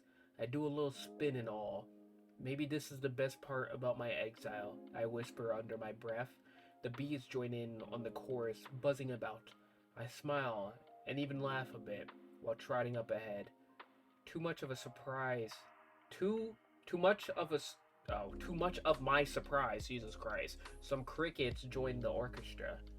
I almost lose sight of why I'm out here, but I anchor back onto it. I stop moving and wait for the dragging members of the party. I take a seat and listen to the symphony of nature. Chirp, chirp, bzz, bzz, crick, crick, crick. I sound with them. Chirp, crick, bzz, crick, bzz, chirp, chirp. I sound again. I go on once again. Bzz, crick, chirp. What the hell are you doing? Raven blasts. I flail my arms around and rock it up to a stand. Sorry, I was just enjoying nature's song, I chuckled out embarrassingly. Right, she questionably agrees. Poppy dons a soft smile and looks at Raven. Kind of wholesome, wouldn't you think? She conjectures. Conjectures. Raven shakes her head and answers, let's just get moving. We head onward. How far is town anyway? I ponder externally. Not too far. We just have to follow the path a little while, and we will hit the crossroads soon, Poppy settles. I nod my head in a positive way and smile faintly. So, Raven gestures verbally, Julian? I look at her. Yes, I replied. Have you been to town much? She asked with a docile tone. No, I haven't. Only been to the marketplace just past the crossroad. I answered while smacking away a mosquito. I then look around a bit until I finally settle on the sky. It is becoming dusk rather quickly. Town has way more to offer to you, Raven exclaims, causing Poppy to perk up. Poppy adjusts her hair and replies, I don't think town is that great. Ah, look here, Raven interrupts. The crossroad, she bellows out. Poppy nudges me and whispers, I don't think the town is as great as she says it is. A lot of miserable people there, not to mention the buckets of abysmal deals and stepbacks that go down there. I don't think Raven has been to town any more than you have, honestly, but why would she lie about that? I don't know, but what makes you think she is lying? I reply back to Poppy. She mutters back, town has been absolutely awful for my whole time being there. I know of no one who would imply that it is amazing and a great place for opportunity. It doesn't offer you much outside of insanity. That's why I got that rundown cabin, so I can get away from it all. Raven clears her throat. Release her throats? Yo, Raven clears her throat. and we stop talking amongst each other. We just keep going forward. Anyone who knows town would know the crossroads individual directions. Where where we stand, it would be. Wait, what? Who the fuck is talking? Oh, Poppy. Okay, yeah. We just keep going forward. Anyone who knows town would know the crossroads individual directions. Where we stand, it would be forward to town, backward to the forest, left to the lake, and right to the plains. Poppy jabs. Raven turns, hand on hip and all. I didn't stop because I'm ignorant of direction. I stopped because of that guy, she clarifies whilst pointing up ahead. I look at who she's pointing at. Up ahead is a tall man with scars lining his face, seemingly with no end. The man also appears to be wearing some type of elaborate garments of some sort, although they are none of which I've ever seen before. On his side, he dons a sheathed longsword, and just on the other side, a tied-up bag of what is most likely coin. He stands rather boldly, blocking the direction. I put my hand out, signaling Poppy. Signal? What the fuck? Why is it signal? Oh, okay. I put my hand out, signaling Poppy to stay behind. Raven, you stay back too, I softly tell her. I march onward cautiously. I get within a couple of steps of the tall man before he finally reacts to me. He reaches and hovers his hand over his sword. I do the same. He glares down, studying me. I grasp my sword. He moves his head back as well as taking a step back. Why are you blocking the direction? I open up. Orders, he states. From who? I follow up. He answers. Lady Teria, sweet lady of North Rashenda, I finished for him. That's just amazing, buddy, I say sarcastically. I know who you are, and I advise you to stay away from town for her entire stay, he warns. He goes on, but if you disagree, then I am sure this... What? Then I am sure this guy, he draws his sword, has something to say about it, he laughs. Nothing personal, Julian, he finishes. I take some steps back. I look at Poppy and Raven.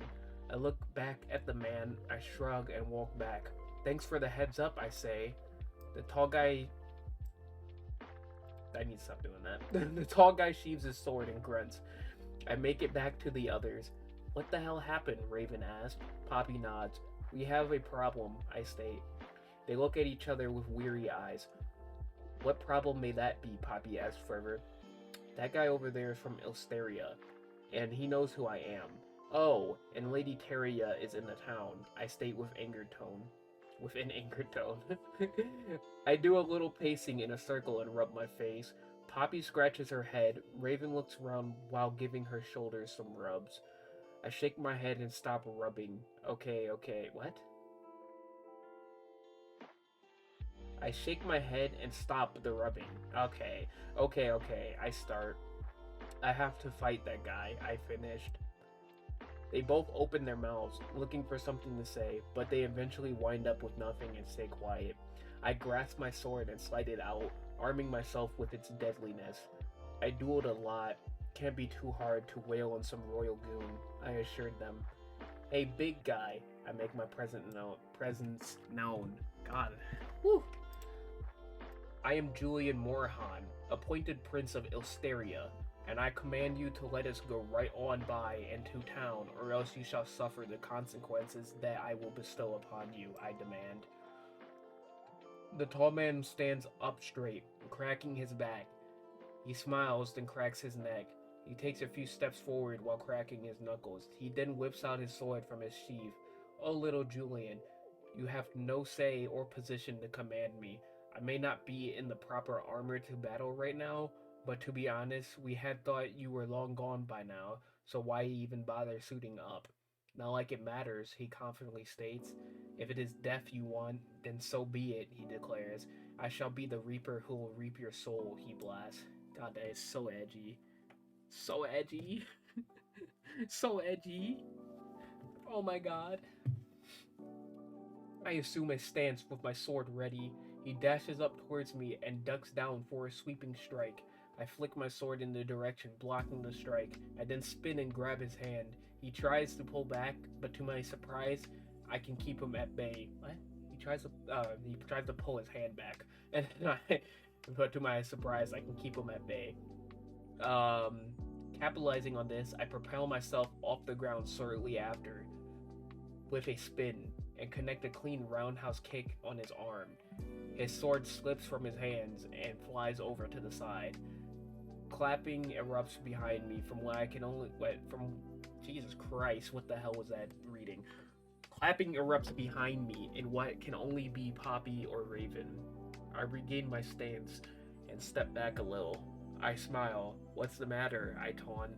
He reaches down and pulls out a dagger from his boot side. He looks up at me smirking. Oh, you shall see, he says sinisterly. I clench my teeth and widen my eyes a little. I opt to step back once again to gain a distance advantage. I didn't take Julian Morhan as a weak little bastard. You can't even stand up to face a guy with a dagger even though you have a sword. Wouldn't it be more honorable to fight evenly matched? I question his thinking. Ugh, disrespectful as always. Never letting the fight flow as it happens. Always being a little pain in the rear, huh? Never can you just fight and only fight, he pokes fun. Given the space I gave him, he makes a move towards his sword. I don't get your game, he yells. Realizing this, I make my way over to him. There is no game. I just took a step back because a sword has way more reach than a dagger. It was purely advantageous, I teach. Looking back to me, he notices me approaching. Oh, shut up, he exclaims. He grips his dagger hard and throws it in my direction, buying him time to pick up his sword. Miraculously, I pull off a beautiful combat roll, getting out of its way.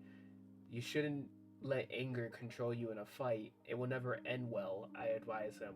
I then run diagonally to the right, plant my left foot, run diagonally to the right, plant his left foot, spin to the right, and run diagonally to the left. Brother, we're back.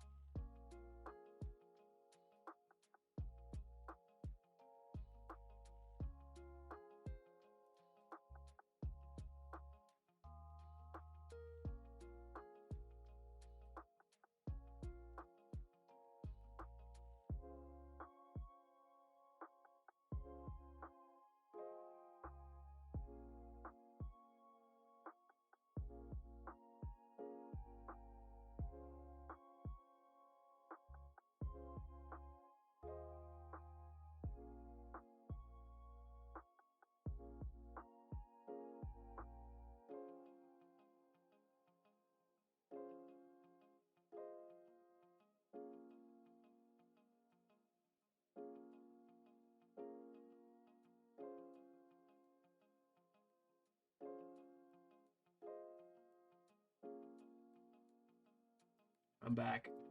Alright, where the hell was I? Realizing this, I make my way over to them. To him. Yeah, realizing this, I make my way over to him. There is no game. I just took a step back because a sword has way more reach than a dagger. It was purely advantageous, I teach. Looking back to me, he notices me approaching. Oh, shut up, he exclaims. He grips his dagger hard and throws it in my direction, buying him time to pick up his sword. Miraculously, I pull off a beautiful combat roll, getting out of its way. You shouldn't let anger control you in a fight. It will never end well, I advise him. I then run diagonally to the right, plant my left foot, spin to the right, and then run diagonally to the left. That is really weird. That's really weird. I'm guessing what the hell happened. Actually, okay. Weird. I'm guessing what I am describing here is That's really weird. Why the hell is it saying that? I actually never used this paint before. That's funny. What about this? This probably is better. Yeah, this is better probably.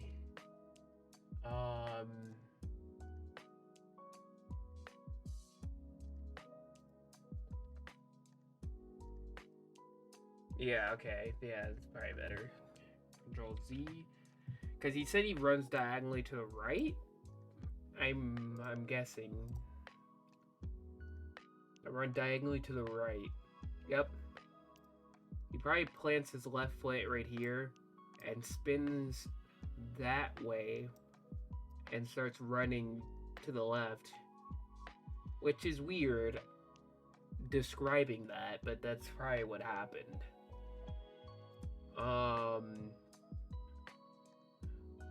Quiet, he shouts as he swings toward my neck, trying to behead me. I react with a knee slide under, then I bounce back up. I'm being serious, I replied. I said, quiet, he yells as he swings again, targeting my legs this time. I jump the blade with ease. I let anger get the best of me once during my fight with Ryan Oak, and as I tell you, it did not help, I comment. Peasant's work, by the way, I critique his fighting. Letting out a grunt, he pulls his sword above his head and screams, You are the peasant. He slams his sword downward. Okay. Rolling out of the way, I successfully dodged the attack. His sword burrows into the ground. He pulls, but to no avail. His sword is stuck. Taking advantage of his sword being caught in the ground, I do a left strike to his side. I connect. Ugh! He wails. I slice my sword out of his side with a left half spin. I do a left strike to his side? Okay, so like, I guess this is the dude's body, and left strike, so the sword's like stuck in his side, and then I do a left spin, so he does that, and I guess that gets the sword out. Okay, I'm trying to like visualize this. I'm not good at visualizing. Yeah. I continue the spin and go for a right strike, hitting his other side. Okay, so like, Mans takes his sword and swings it all the way into it, hits him on the right side, I'm guessing.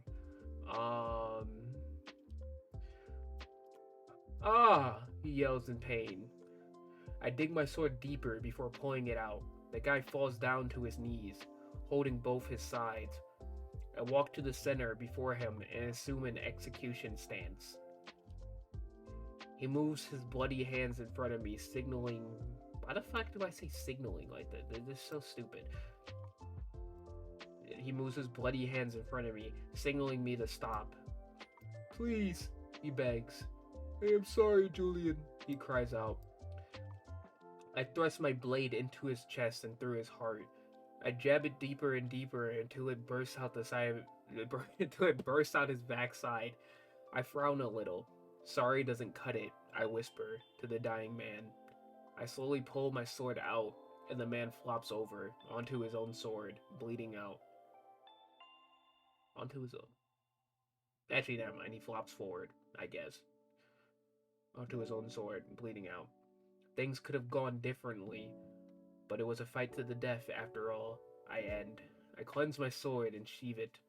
I also snagged the coin bag off his body. Bravo! Bravo! Raven applauses, walking up. That was very bloody, Poppy states. I chuckle. Hey, we got some money for that dinner we were having, I address, holding the coin bag up high. Raven nudges the dead man's body, causing it to flop over. What are we going to do about the blade? She inquires. Keep it if you want, I reply. I shrug my shoulders. I go on. Okay, I shrug my shoulders. I go on. They have a lot of those, and they sure won't be missing them. Raven slowly builds up to a wide smile. Sweet, she exclaims as she reaches for the sword to dig it out the ground. As I watch her wiggle the blade up, Poppy creeps over to me. She mutters. I never seen such a battle in person, she says with a grin stretched from cheek to cheek. The golden child, up close and personal, she continues. She does a little dance and looks me in the eyes. You were amazing, she praises, patting me on the shoulder. I smile back. Yes, that's fun and all, but, I did kill a person right before you. The duels were competitive and gritty, but never to the death, at least not intentionally, I acknowledge. I look over to the limp, bloody corpse before us as Raven continues digging the sword out the ground. Even though that guy had some words, he was just doing his job, I point out. Lady Teria is in town, though, so we better hurry up as she can give us some helpful information, I redirect. Just a little long, Raven replies as she slips the sword out the ground. Aha, I got it, she announces quickly after. She then leans over and slips the sheath off the corpse and proceeds to wipe it clean. A wonderful addition to my collection, she says with a smile. Well, don't get cozy with it yet. You might have to use it soon, I informed her. She smirks. Aye, aye, Captain, she remarks. I nod in agreement. Now, let's head out. It's getting late, I say, pointing to the darkened sky. We press onward, away from the death scene. We probably could have cleaned that up a bit better, but we have better things to do. Night is approaching fast, and we must make it to the town. Why are we in such a rush to make it to town anyways? Poppy inquires. Lady Teria is very informed. She would know any inside info that we need to know about Ilsteria currently, I answer back. Also, she may have something useful to me, I state. Poppy sighs. And what may that be? She asked. Access to a lockup of stuff of mine, I answered again. All I know is that some gear of mine might be there, I follow up. How well crafted is this gear you speak of? Raven asked. Better than my sword, I know that, I affirm. Interesting, Raven says, flashing a smirk. I stop and put my hands out, signaling. Jesus Christ, I need to stop spelling signaling like that. I stop and put my hands out, signaling to them to stop. Light posts, I state. We are getting close to town, I inform them. Stay cautious, I advise. We ease up to the first post. Nothing is there, and no one is around, or nobody is around. We pass the second post, and then the third post, and then the fourth post, and so on. We eventually start to approach the site of buildings and other familiar town structures. Kind of quiet for a town at night, huh? I say suspiciously. You're telling me, Raven scoffs. And would you look at that hideous fountain design, she states with a scrunched face. She rambles quietly under her breath more. We approach the fountain. It looks fresh. Nothing seems to have been thrown or placed into it. Kind of too clean for a fountain, if you ask me. Isn't that fountain a little clean? I ask. Yeah, come to think of it, Poppy agrees. Oh, what the hell? What are we talking about a fountain for? Raven asks. Well, I mean, quiet town, nobody is around, clean fountain. This place looks deserted, I state. Whatever, let's just keep it going. We have business, right? Raven insists. I look around. I look back at the fountain. I then pull a coin out of the coin bag and kiss it, eventually flicking it into the fountain. I look back and nod as I start to move on past the fountain. We make it to the entrance of the town square. There's still no sign of anyone here. Okay, this isn't making any sense anymore, I point out. I turn around to inquire with the group, but to my surprise, they are being held by two people. I jump a little and my mouth flies open. Whoa, what do we have going on here? I ask, shocked.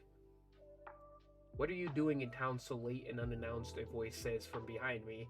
I turn around and see the third person, tall, but not much taller than myself. And why would a sleazeball like you ask me what I'm doing here? What are you doing here? I retorted back.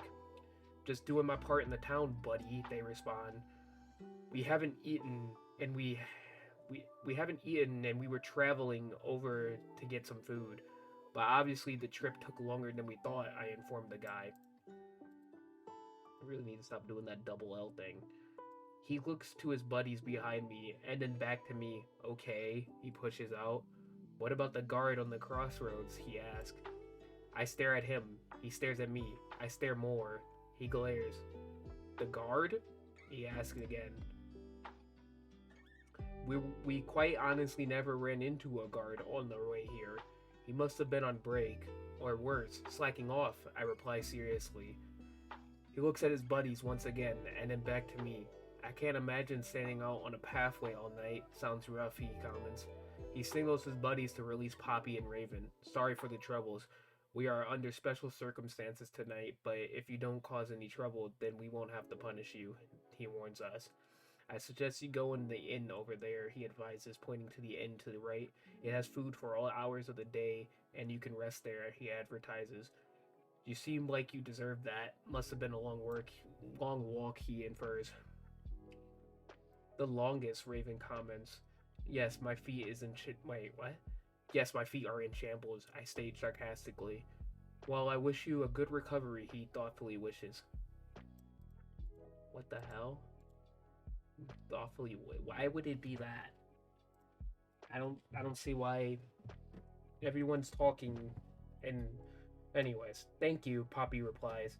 We head towards the inn. The townspeople stand and walk as we walk off. Close one, right? I comment to ourselves. Poppy chuckles. Yeah, the guard was really slacking tonight, she pokes fun at. One of them smelled like fish, Raven offhandedly points out.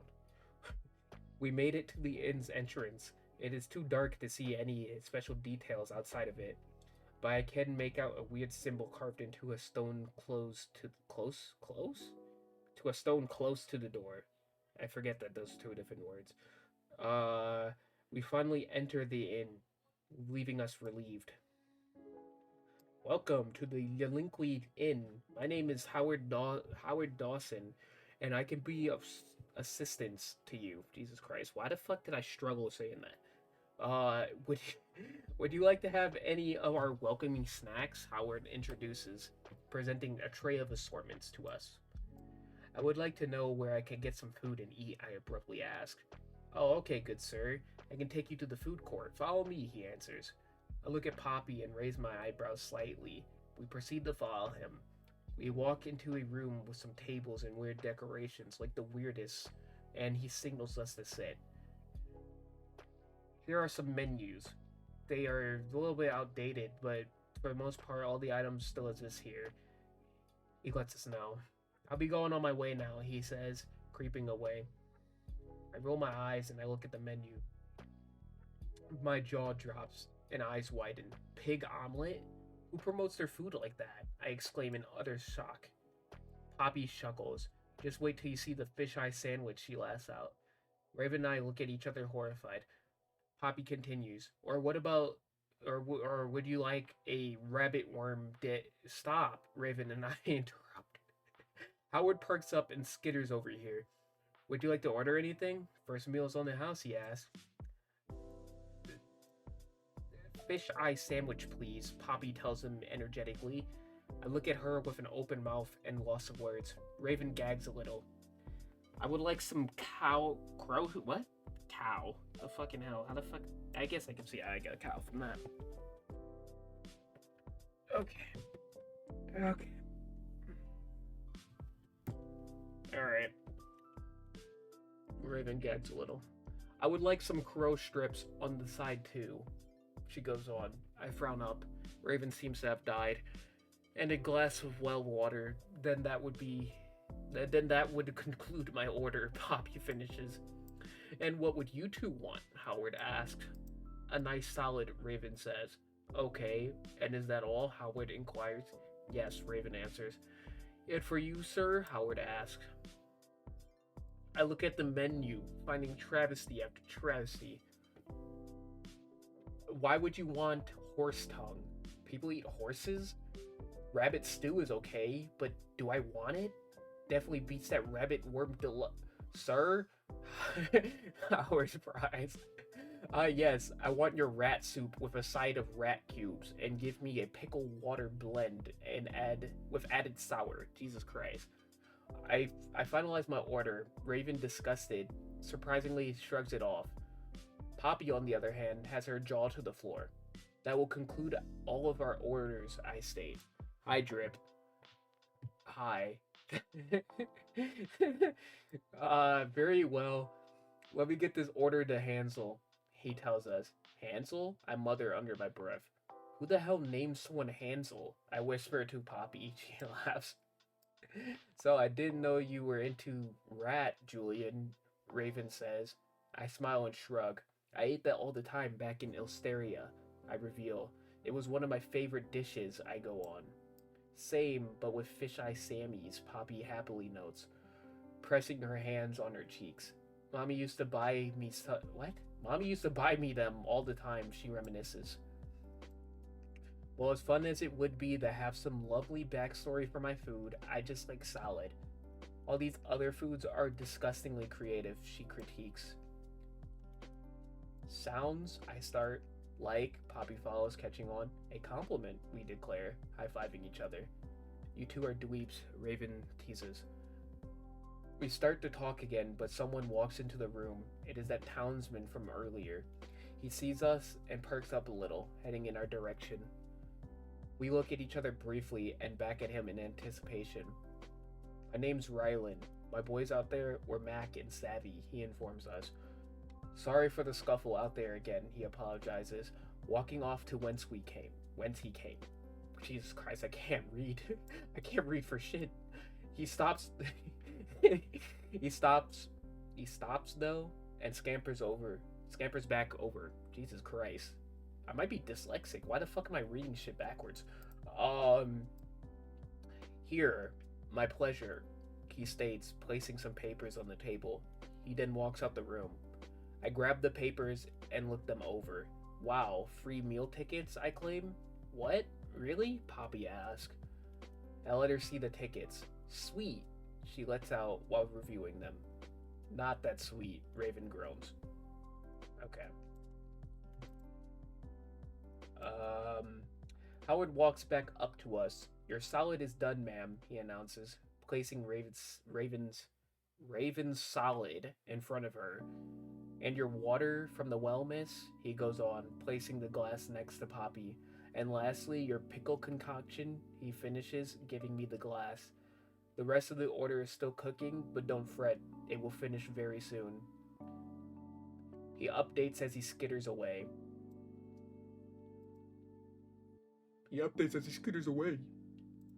I hate that word, skitter. Finally, some fuel, Raven says while licking her lips. She grabs her utensils and starts to eat her food. Bite after bite, her face floods with satisfaction I've never seen before. Poppy and I just stare at her while she continues to dig in. She reactively says while chewing. So, Poppy, I start.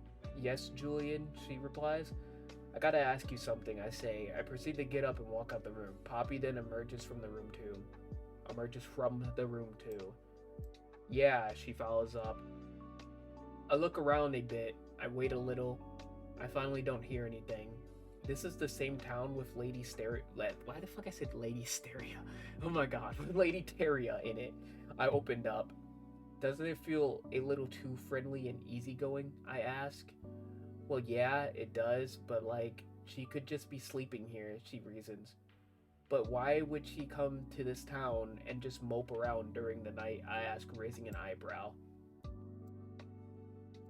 Oops. I don't know, but we should just eat. Focus on that. when we refuel or something, or if something happens. Jesus Christ. This is why I never read ever, like out loud.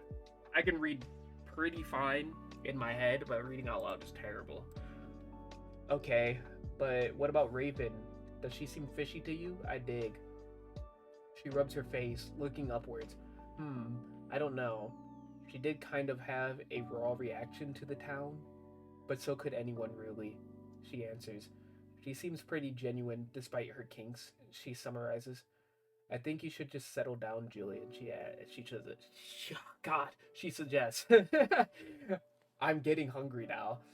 I am going to go back to the table, she informs me. She gently rubs her backside of her hand down to the side of my face and gives me a kiss on the cheek. She what? Wait, what? I read that, but I did not read that. I think you should settle down, Juliet, she suggests. I'm getting hungry now. I am going back to the table, she informs me. She gently rubs her backside of her hand down the side of my face and gives me a kiss on the cheek. Okay. Please come join us and think about this later, she proposes. Alright.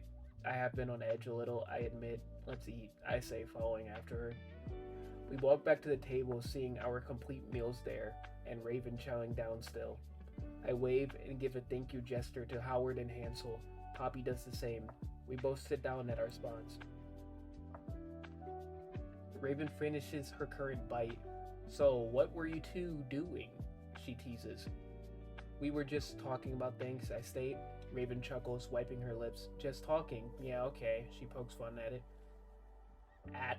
She pokes fun at? She pokes fun at? That's really weird. Why did I word it that way? Poppy looks at me, then at Raven, smiling. We were making out, she exaggerates. Ooh, I knew it, Raven says. Better to do it before the meal than after, she states with a wink. Raven smiles. You two are cute, she compliments us. Poppy places her hand on mine and smiles. I smile reactively. So, is this a date? I wonder verbally, looking at Poppy. Do you want to start dating? Poppy asks. Raven lightens up. Oh my. Y'all are making out before dating? That's very spicy of you two, she teases more.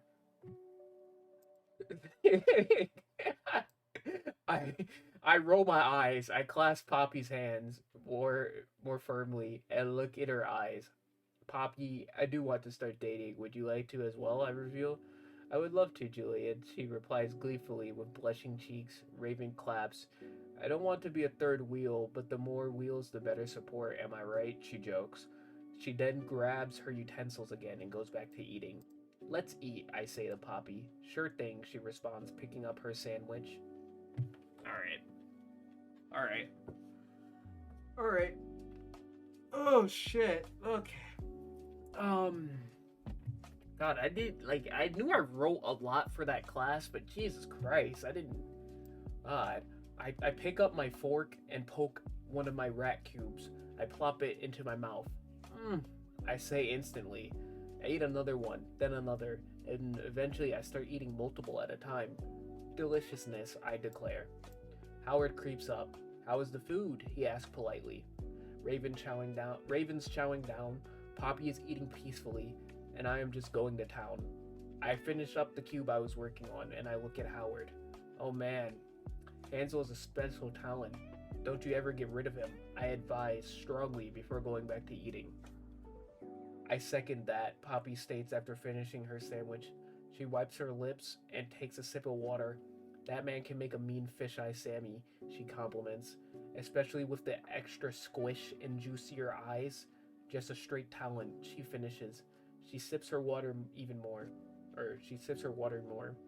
Raven wipes her lips after finishing her salad.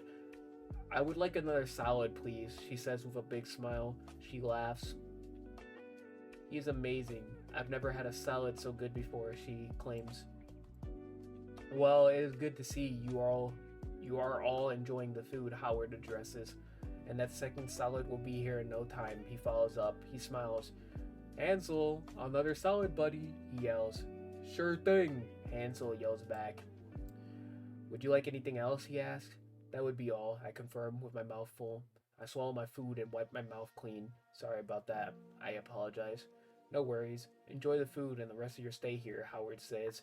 He then skitters back over to where Hansel makes the food, chatting with him. I take a sip of my pickle drink. Straight heaven, I praise. Straight sickening, Poppy jokes. I laugh. You ate a fish eye sandwich and said that the squishing was one of the best parts of it. I clap back. Raven chuckles a little with a smirk. Well, you two disgusting folk can have that. The salad is to die for, she claims. Nobody came here for salad, Poppy and I both fired back. You're lost, she says, shrugging it off. Howard comes back. Ma'am, your salad. He presents with the salad in hand. He then places it next to her. Enjoy, he says, while skittering back to whence he came. Damn, are the people here... Wait, are the people always this nice here? I ask. Poppy, I thought you said this place was kind of crazy, I finish. It is, she says. This inn is the nicest place here, and they hold it to that standard, she clarifies. She goes on. And that townsman was just playing nice to assure that you stay away from trouble. Oh, is that so? I challenge. It is very much so, she doubles down. Nice or not, this food is amazing, and we get it for free, Raven says with satisfaction. She then proceeds to grab her utensils and eat her salad.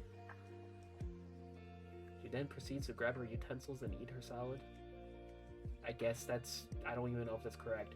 I guess you have a point, Poppy and I both say. I grab my spoon and start to eat my rat soup.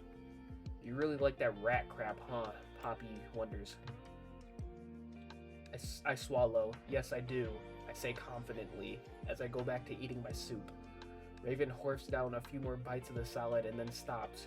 He eats what he eats, and I eat what I eat. Raven backs me up. And you eat what you eat, fish eyes, she teases before going back to eating up her salad.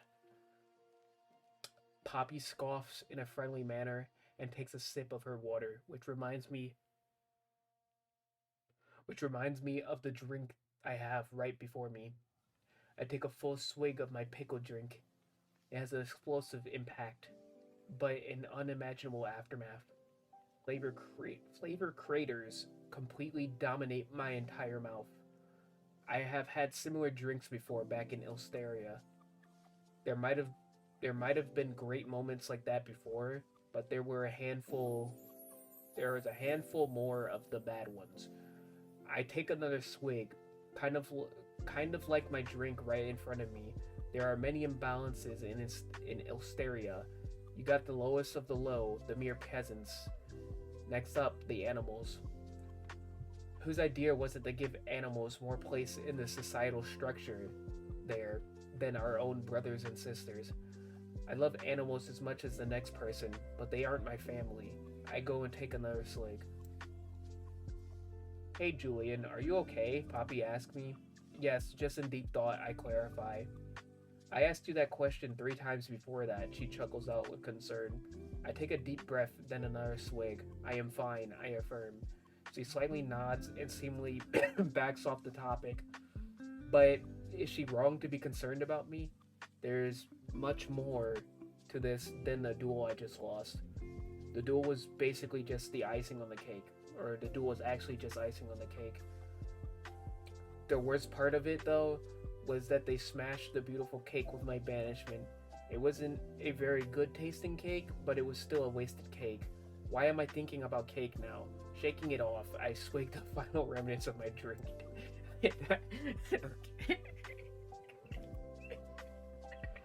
What the fucking hell? I actually wrote that. That's actually stupid. I don't know if I said hey Drip, but hi. I don't know if I said hey, but hi Drip. How you doing? God, I'm over here reading my stupid story. This is by far the dumbest paragraph I've read in my life. Okay, it's not dumb, but Jesus. Are you going to finish that rat soup? Raven asked. I look at it. It looks at me menacingly. My stomach moans in rebellion. I scoop up some of the soup and proceed to try it one last time. Knowing I have had a great meal, I place the spoon back into the bowl and call it. No, I am not going to finish, but I got pretty damn close to doing so, I say pridefully. I push the bowl over to the center, along with my glass. Howard makes a reappearance. That's none of my So, business. so as far as I can infer, wait, what? Howard makes a reappearance. So as far as I can infer, you lovelies are done dining? He asks, gathering up the finished dishes. Yes, I confirm. Thanks for the excellent service, and thank Hansel for the amazing meals, I tell him. I reach into the coin bag and pull out a respectable amount of money. Even though the meal was free, I believe that you two deserve compensation for the hard work you put in. I acknowledge, giving him the money.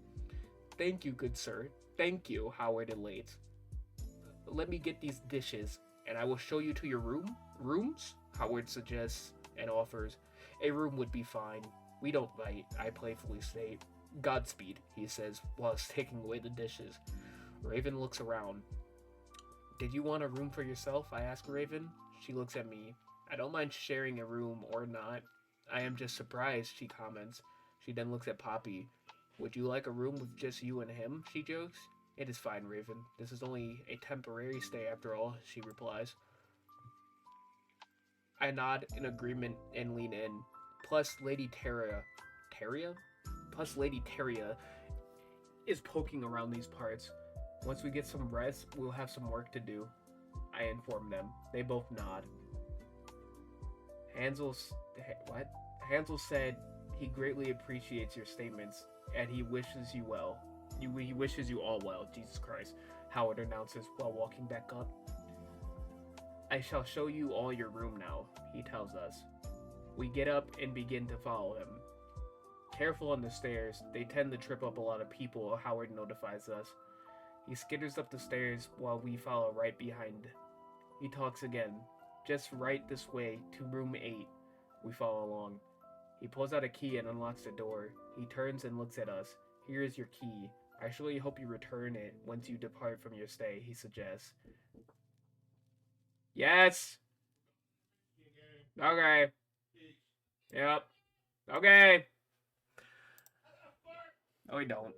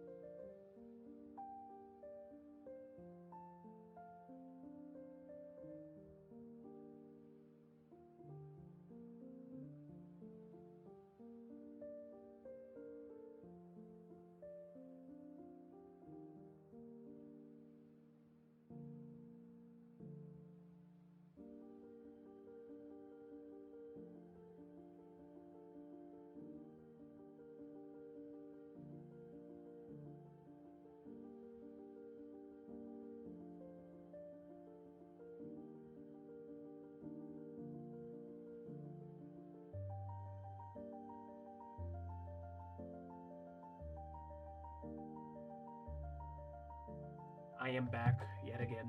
Alright. I surely hope you return it once you depart from your stay, he suggests. I take the key and pocket it, nodding my head. And if you have any emergencies, there's a medical assistance kit in the room, he notes. He smiles and looks us over. Anything else? Pillows, sheets, or whatever in relation to that? He asks. I look at Poppy and Raven. They both shrug their shoulders. I look back at Howard and shrug too. Alright then, he says. Enjoy the night, he wishes.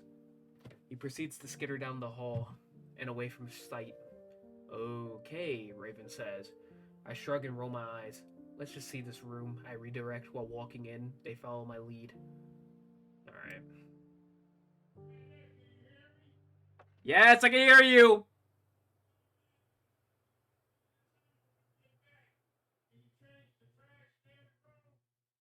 Yes!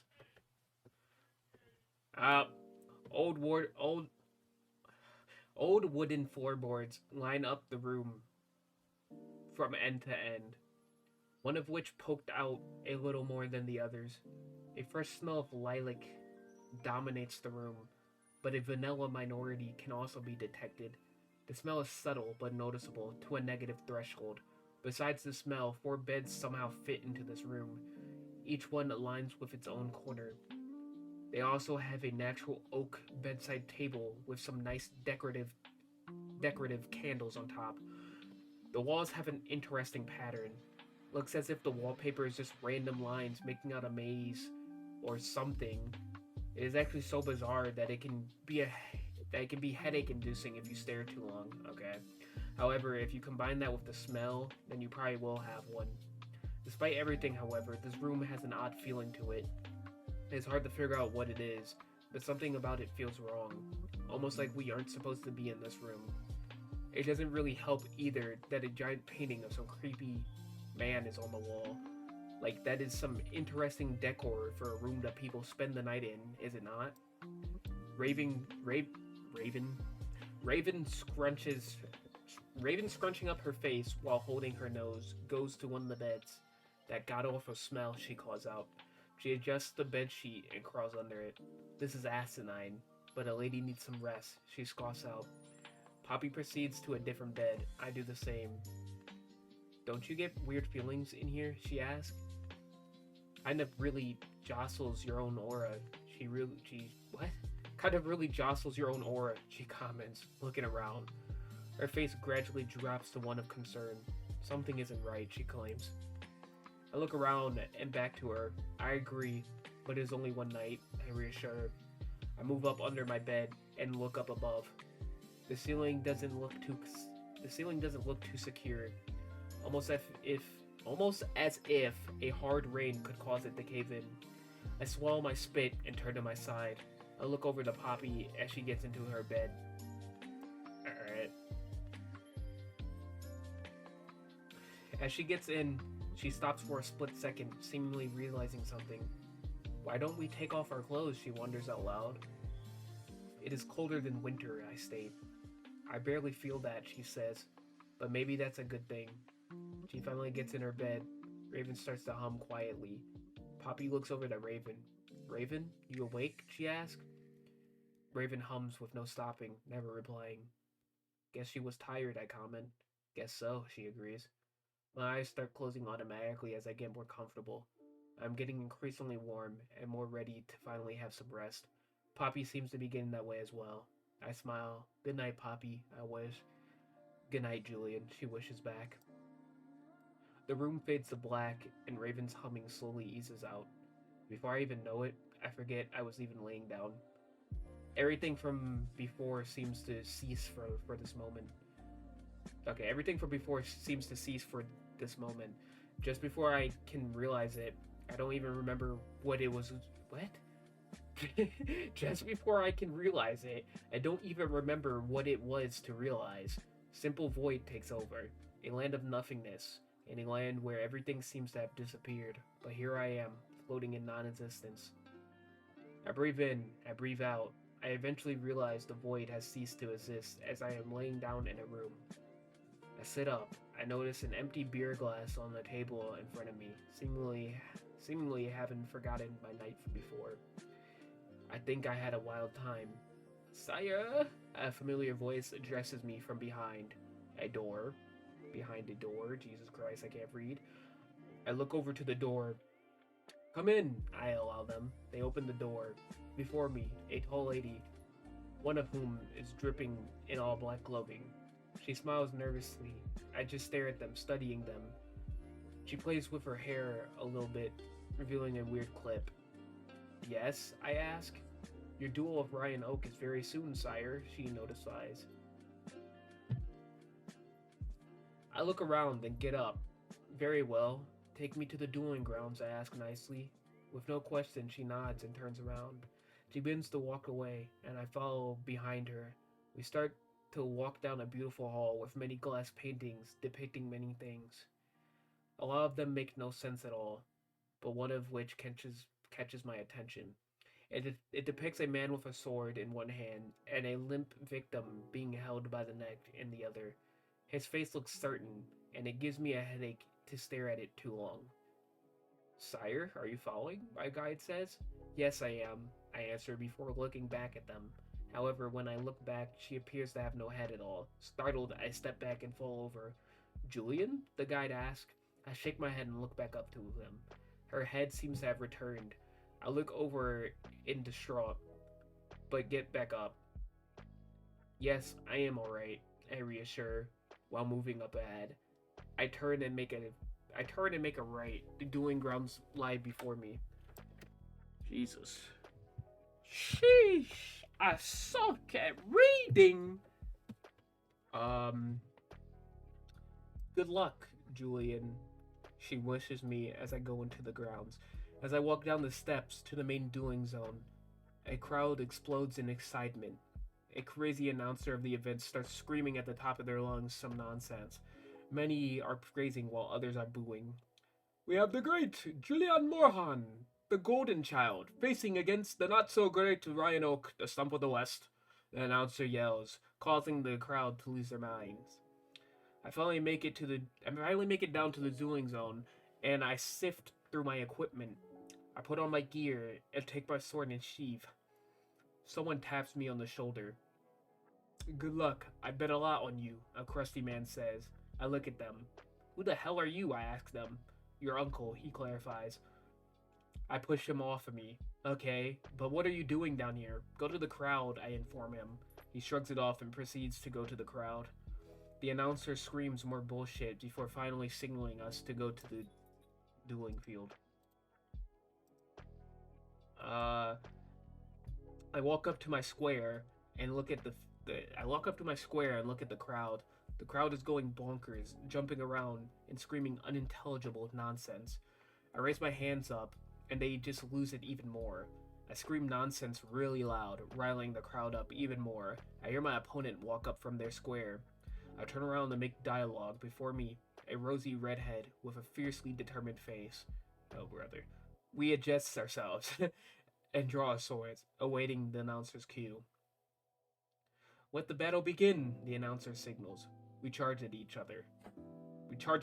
each other. I attempt a sideways slash, but before I know it, I get smacked in the face with the pommel of their sword. Everything goes black for an instant. Despite this, they grab me and throw me down on the ground, causing me to regain my vision of what is happening. I seem to have suffered several battle wounds. I get up though, and the crowd explodes. I take a weak stance and keep my sword ready. Golden Child? You aren't even respected in this kingdom, the redhead scolds. The redhead scolds. You only care about the northern part of the kingdom, but everyone in the west or the south, you just blatantly ignore, they ramble on. You could have done something about the recent famine there, but the reports say you just ate some gross-ass rat and fiddled your thumbs, they roast. What are you talking about? I can't even dictate what happens in the kingdom. And I, for sure, can't establish new policies that accommodate for something I can't control. I am sorry about your famine, Ryan, but I am not responsible for that, I counter. They shake their head. You are the biggest star in the dueling scene, and you refuse to condone or endorse anything in regards to that, they fire back. You disgust me. You win all these major battles, and you just don't care. You are the biggest scrub there is in this kingdom. Worse than that serial? Jesus Christ! Worse than that serial killer Island. They clap harder. My eyes twitches from anger. You didn't just compare me to Island Row, I say. They laugh and spit on my face. Oh, Island Row was just the beginning. You are worse than King Lorenzi, who perfected genocide. And guess what? They also loved famine. They taunt more. I've had enough. I stomp a little bit and scream loudly. I will kill you for even comparing me to those monsters. I yell at the top of my lungs and charge at them. The crowd dies down and the announcer looks shocked. I plant my foot and go for a spinning slice. I miss. Ryan laughs harder and spanks his ass. I swing again. Ah! I scream in anger. He blocks my attack with the power of a horse. He disarms me. Okay, I see it. He blocks my attack, and with the power of the horse, he disarms me. Yield in front of your kingdom, and show them who you really are, he suggests smugly. I go to punch him, but he grabs my fist and breaks my wrist. Ah! I scream in agony. Last chance. Yield, he demands. I spit in his face. Angered, he slices me several times and kicks me over. He slowly walks up to me and lifts his sword up high. He then impales my leg and walks over to my face. Coward, he declares, kicking me in the face, causing me to black out. Okay. Hi, Kay. Drip stream disappeared as I clicked on it. Oh, that's tough. I burst awake in the cold, lilac-smelling room. It seems to be morning. I breathe really heavily and look around. Poppy and Raven are just staring at me, concerned. Sheesh, are you okay? Poppy asks. I look at her for a solid 10 seconds. You were the stump of the West, and you just kicked my ass, I say. I looked over at Raven. And you were Maven, my guide, I state. They look at each other. So you had a nightmare about your duel? Poppy inquires. I look down. That duel was humiliating and revealed a lot to me, I say softly. I should have done more for that kingdom, but now I am just a joke, I claim. Oh, don't say that. You're great. And they'll know it soon enough, Raven assures. Poppy nods. Yes, you weren't in the position to do much anyways. Nobody listens to duelists. That dumbass Ryan Oak guy didn't get any traction even after beating you, so that just proves the point even more, Poppy reasons.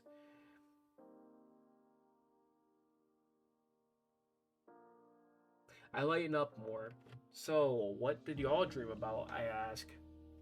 I fished with my mom, Poppy says with closed eyes and a big smile. She then frowns a little and looks away. I miss my mom, she says softer. Without question, she perks back up with a slight smile. Raven, what did you dream about? She asked, moving on. Raven scratches her face and looks up a little, seemingly thinking about her dream. She stops scratching, but she maintains a look of deep thought. Excuse me. She maintains a look of deep thought. Oh, no. Yes? Never mind. She tries answering but struggles. I didn't have a dream, she finishes. Poppy and I look at each other, but we shrug it off. Okay then, Poppy says with a smile. I get up and look around before eventually finding my stuff. I wrap my sheath around me and attach the coin bag to it. You two ready? I ask.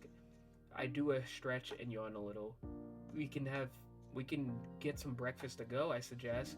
Poppy gets up as this wait, what? Why did I read that so backwards? Raven gets up as this Poppy. Yes, let's get out of this mess, Raven says while cracking her back. Poppy heads to the door. Let's go, she demands. I open the door and head out. They follow quickly behind. I look around and see no one outside of us. Unbothered, I shrug it off and go downstairs. I ease up to the front desk and ring the bell a little. Before we know it, Howard comes skittering up. Sir, ma'ams, he addresses. I pull out the door key and place it on the desk. Your key, I signal. He nods his head and takes the key back. Thanks for returning it, he says, while putting the key away. Would you like anything else? He follows up. Some food, I replied. Would it be rat cubes, salad, and fisheye sandwich? He inquires. Yes, Poppy confirms. Alright, I will inform Hansel and it will be ready as quickly as possible, he tells us. He then skitters away. Before I can comment, someone taps my shoulder. I turn around and look. It is that guard from last night. Rylan, isn't it? Oh, hey, Rylan. How's the morning? I open up. Sorry, bub, but you have to come outside with me, he tells me. I stare at him a little longer, and his squint turns into a glare. I guess he's insisting I go. I walk to the door. Poppy, Raven, and Rylan follow. I open the door and head down the steps. It is fresh outside, almost as if it didn't rain yesterday. I look around and then back to Rylan. Okay, so why are we out here, I ask. Rylan doesn't respond. He just stares at me, almost in dismay. Rylan? I ask. No response. Is he okay? Puppy asks. I don't know, I say, while staring at him further. Wait, Rylan finally says. I look around once again, and then back to him. I even scrunch my face a little. I choose to break the silence again. I try to inquire more info. Wait for who? Julian! Oh, Julian! A snobby voice interrupts. Realizing immediately who it is, I turn around quickly. I speak out of reaction. Oh, for the love of Julian! It isn't your place to be speaking. Lady Teria interrupts once again. Looky here, I have no issue with you poking around about, or Jesus Christ. I have no issue with you poking about in Yalinqui, but I do have problems with you killing my guard, she goes on. The orders weren't against you at all, Julian, but I must be protected at all costs, she states in exaggerated manner, not matter, manner. I killed one guard and encountered no more. What type of soft protection is that? I don't think Elsteria cares about you anymore, I fire back. You really think the moody guard would single-handedly stop anyone who comes tumbling down your way?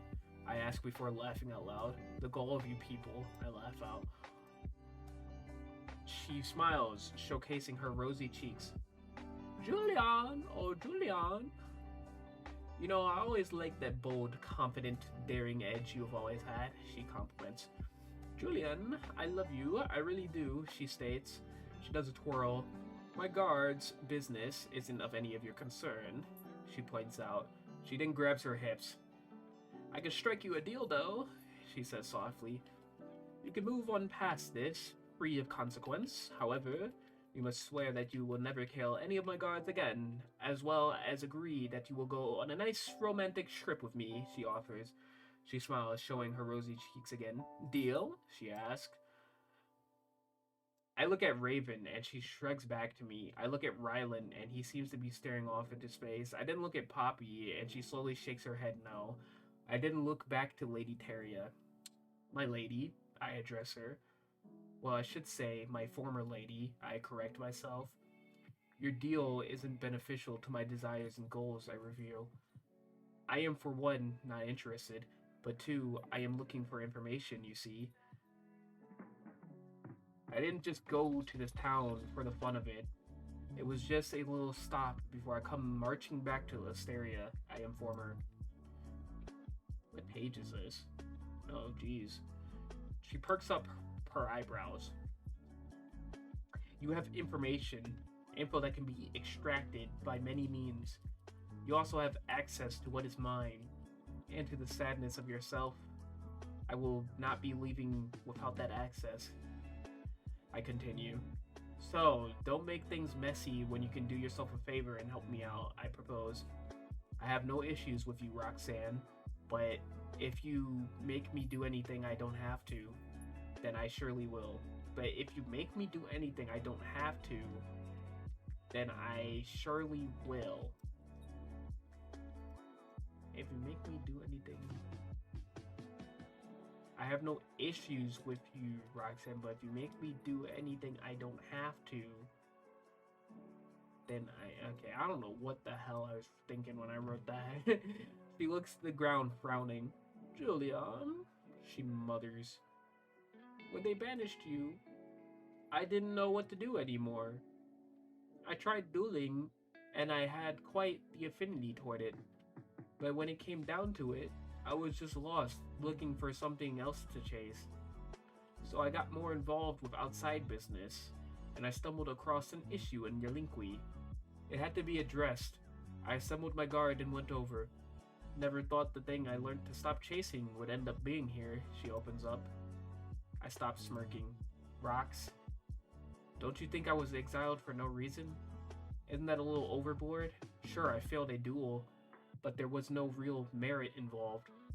They just decided to hate me because I lost to someone they didn't think was worth the attention of, I ask in detail.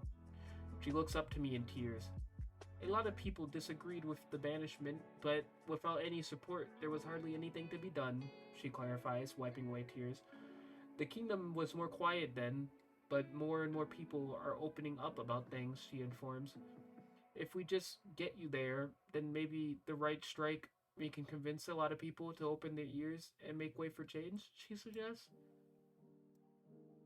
Open our ears and make way for change? A person questions while walking up behind her.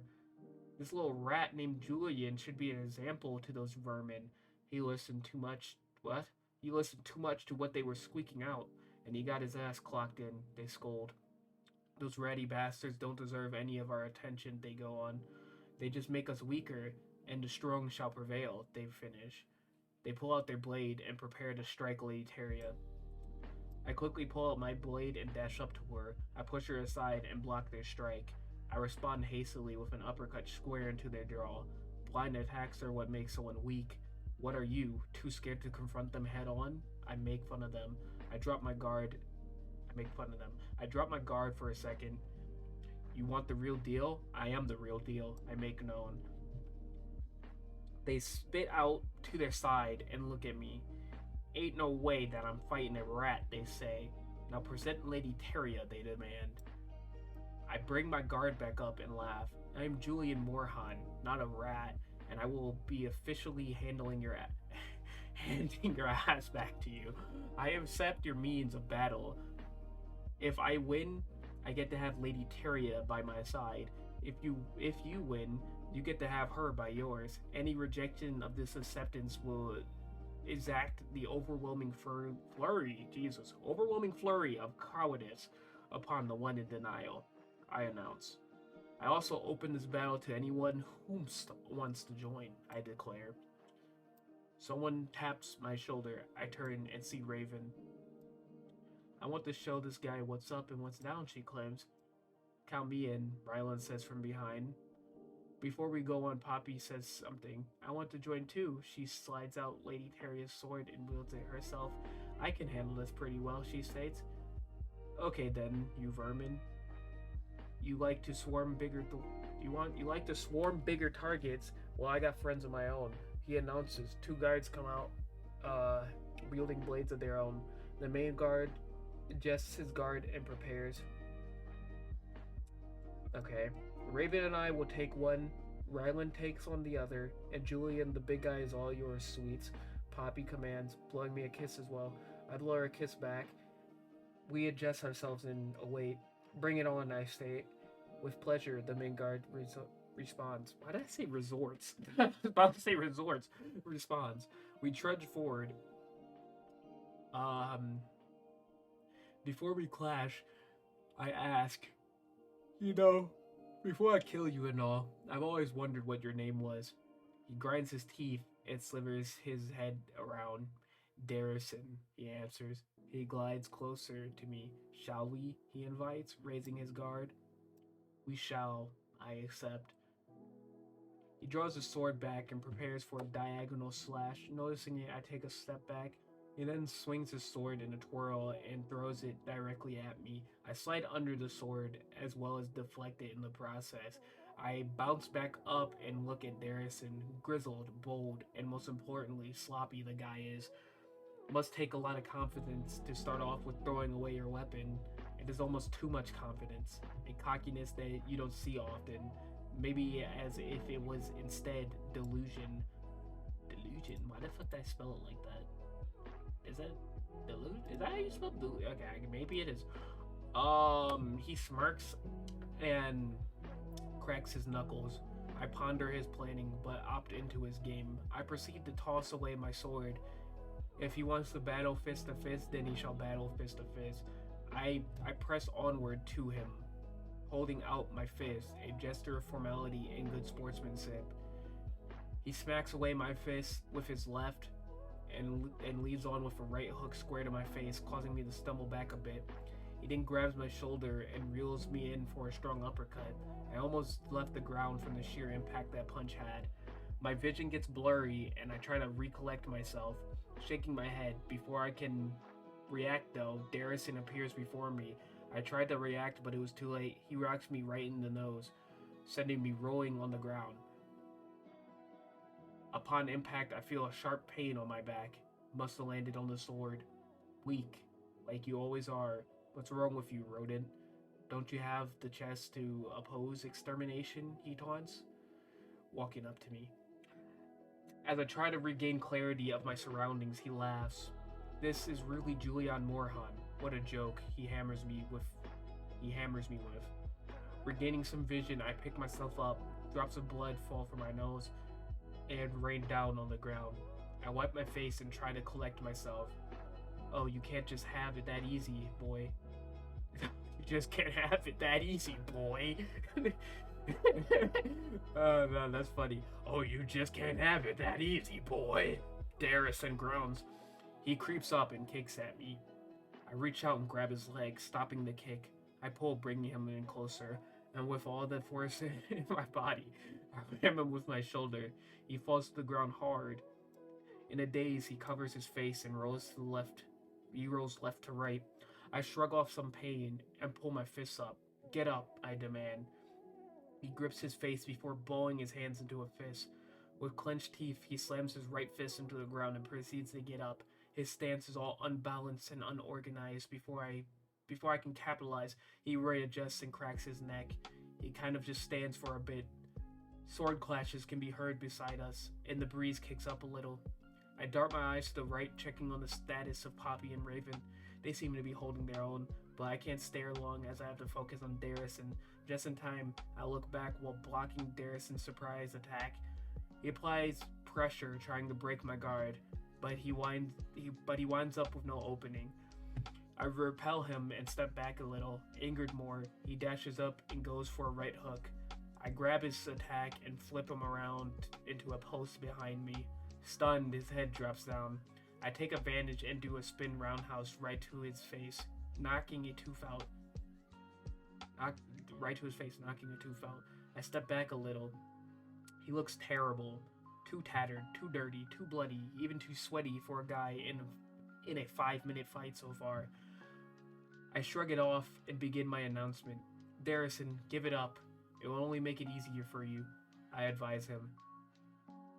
Sad to say, but I am just getting started. I go on. I start to head toward him. My walk turns into a jog, which turns into a trot, which turns into a full-on run.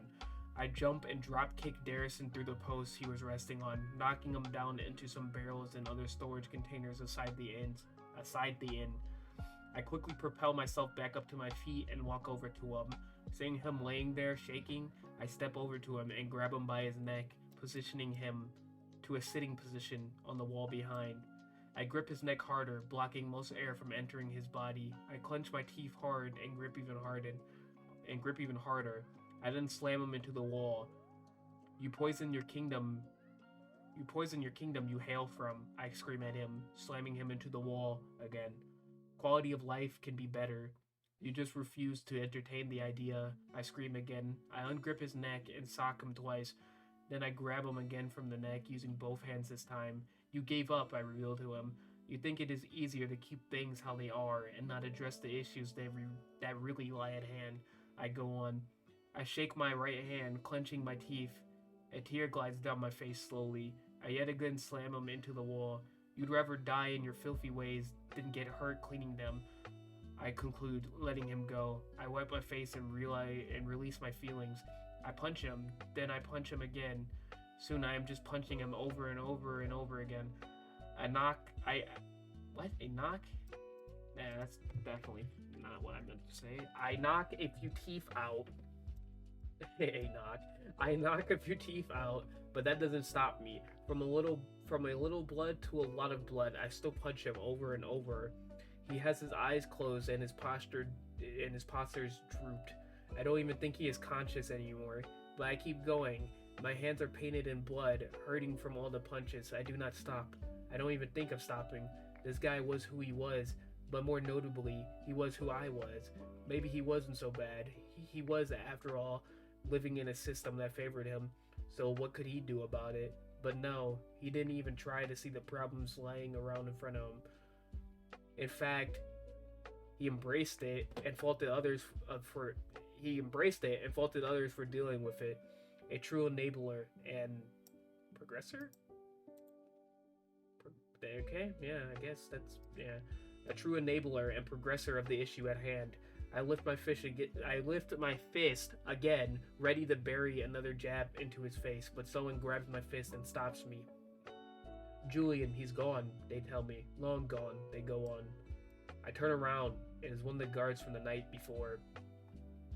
I'm Savvy, he introduces.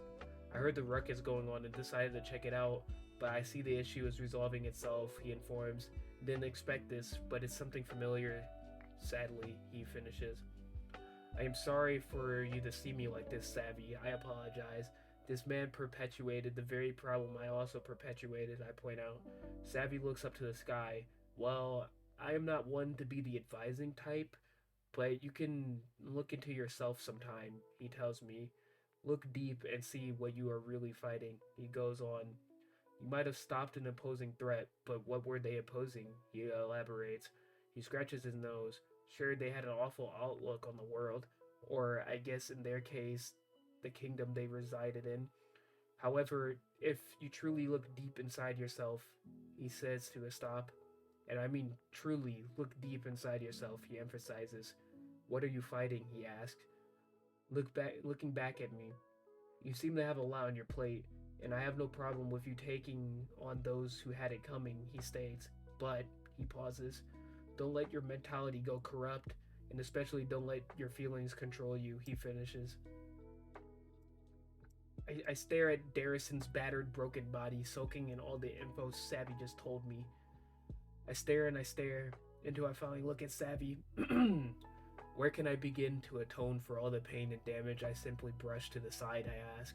Savvy stares at me.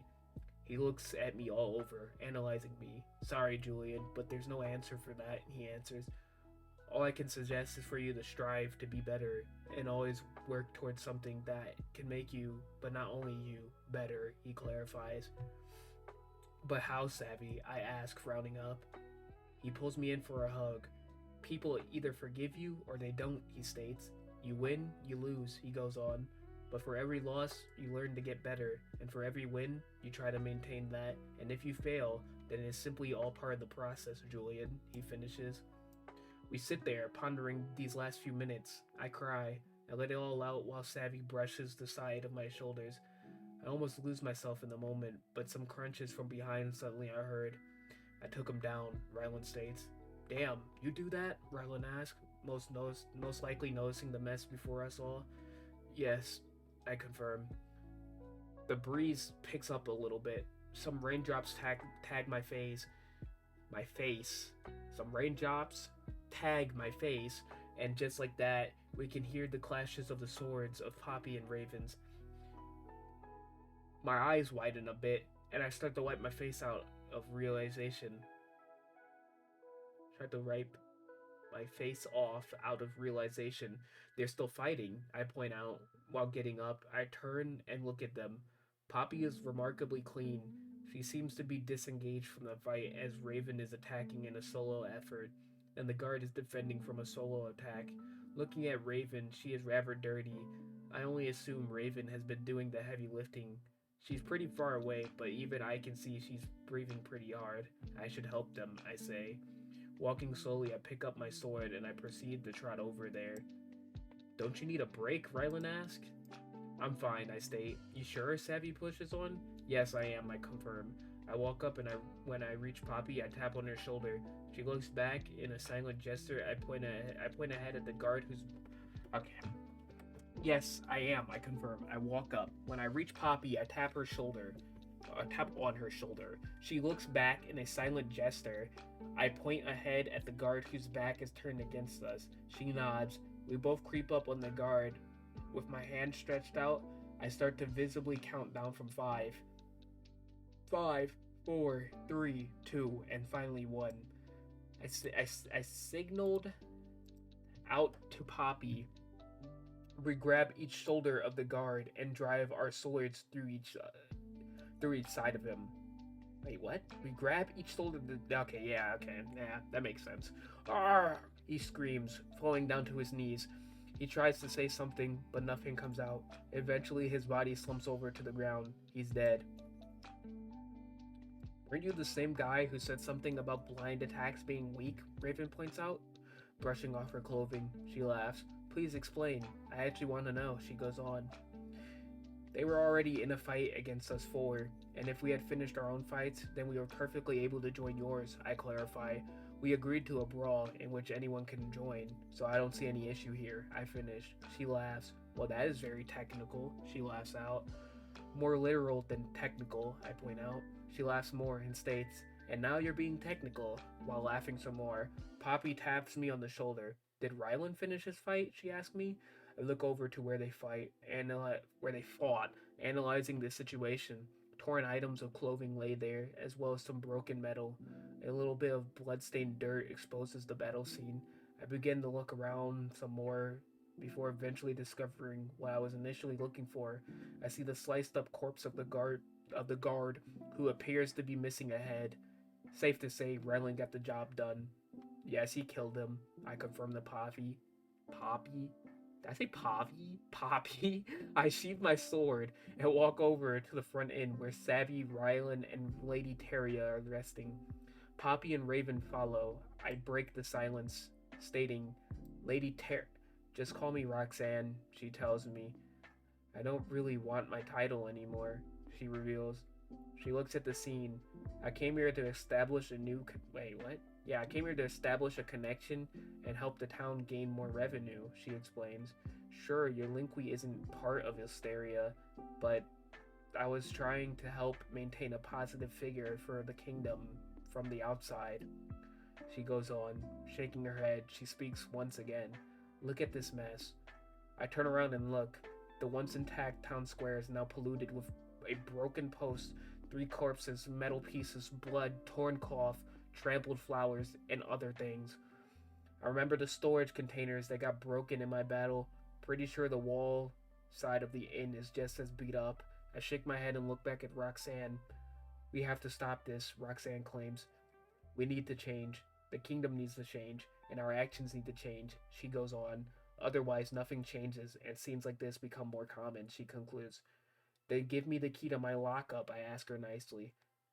She reaches in her pocket she reaches into a pocket in her garment and pulls out the shining silver key. I apologize for keeping your stuff away for you so from Jesus Christ. "I apologize for keeping your stuff away from you for so long," she softly states, giving me the key. Alright. That's all I wrote for my creative writing class in like a month and a week. Which realistically I wrote that in probably like 7 days. It took me a week to write all this because I didn't even use every day. I always waited to the very end like a dumbass and like made like probably like 5 pages in like one sitting. So like yeah. Overall it's a pretty decent story. It reads okay, I suppose. The fight scenes are a little bit hard to follow, but I think if I rewrote them a little bit, it would plan out more. I think it's mainly just like the directions that the sword is like getting, swung at and all that. But overall, I mean, it's not bad. It's definitely not a bad story. I think it's pretty decent so far, and it's like 26 pages in, and yeah, I think it's okay. I think the development is it's going on so far. It's going good so far. Jesus, like Julian, like at first he's just like, I don't know. He's a guy who got banished from his old kingdom.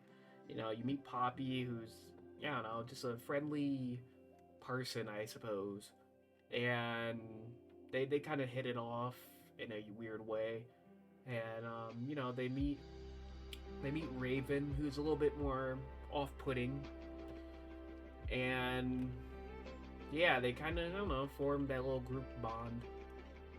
And Julian kind of, sets his goal out. He wants to go back to Hysteria and, right the wrong that was done to him.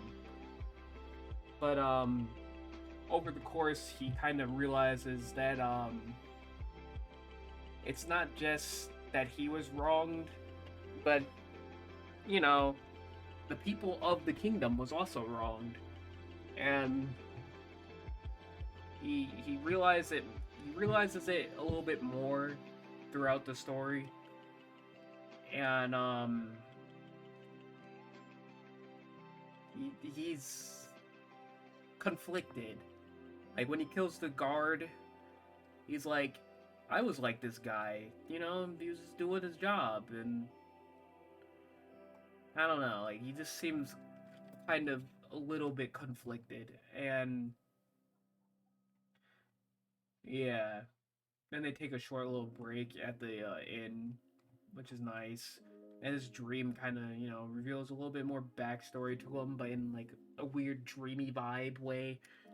And then, yeah, then it goes down where he finally, you know, meets Lady Teria, because that's what he, that was the, what would you call that? New information that he found out before he killed the guard. And I don't know. They obviously get, he obviously talks to her. It reveals a little bit more of his backstory, and also I don't know, like he confronts her with his new ideals that he kind of slightly realized, but also already knew. And Lady Teria actually kind of like agrees a little bit, but not everyone agrees. So you know, ensue, a fight ensues. Yeah, there you go.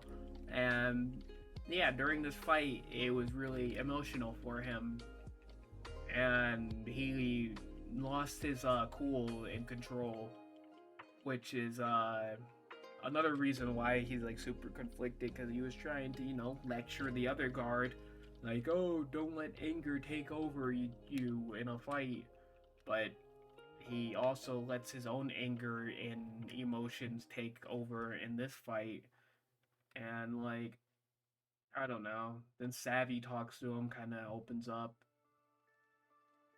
like telling him how he feels. Just kind of, you know, not be so hard on himself. And Lady Teria or Roxanne is kind of just like, I don't know, she's kind of like fed up with the old kingdom or the way that the kingdom is. And yeah, he gets the key to his lockup, and I never wrote ever since then. Like, that's where I ended in the class, and I never continued it. I don't know if I want to continue it, but it's a pretty decent story, I suppose. But yeah, I don't know. I said once I'm done reading this, I would probably end my stream. And yeah, I think I'm gonna end it. So thank you, Elena, for showing up. Thank you, Drip, for showing up. And thank you, Kay, for showing up. And anyone else who didn't say anything, thank you for being here. And this probably isn't gonna be my last stream tonight, but it's probably gonna be the end of the test stream. Probably not gonna stream on my computer. Um, yeah. And it was interesting reading my stories because I didn't really ever read them out loud. Like, it's funny, like I write them, but I don't read them. I don't know how to explain that. Like, I read them and I write them, but I don't really read them that much. Like, while I'm writing them, like if I made this like say this little highlighted section right here, I probably read this about a total of 3 to 5 times, and then I move on to the next like little paragraph. And it's interesting because, you know, like, I never finalize my story, so it's always like kind of in a rough draft type form. So like when I like skim over it and reread it, I can see like issues in like the writing and all that, which I probably should, like, you know, read it a bit more, but at the same time reading it just takes a while. But reading it out loud is interesting. Like, I've been told as a writer that you should always read your stories out loud, because not only does it point out if it sounds weird, but like it's just way more transparent to like is if it's good or not. Which, like, that should be a no brainer, but I just never like read my stories out loud. which is interesting. Probably because I never really finished them, but like even then, like this is finished for the class, but I just never read it out loud. So I was like the first time I read it out loud, and it actually made me like it a lot more. I remember when I made it, I was just like, this is kind of mid. I don't think it's that good. But actually reading it again, like yeah, there's some weird parts, but like it's actually pretty good. I like it. I think I'm actually proud of this. It's not even finished, but like it's pretty good. Like I don't even know how to explain that, but like it's just good in my opinion. I could be biased because it's my own writing, but like I've seen other writing that I made, and I'm like, this is dog shit. But this is actually pretty good for my standard, which is saying a lot for me at least, because I'm usually highly critical of writing, including my own. I'm just like, this isn't good, or like this needs to throw it away, make a new one. But like, this is actually something that little minor tweaks and stuff, and I add to it, it would be pretty darn good. But yeah. Anyways, thanks Elena, thanks Drip, thanks Kay, and everyone else. Um, yeah.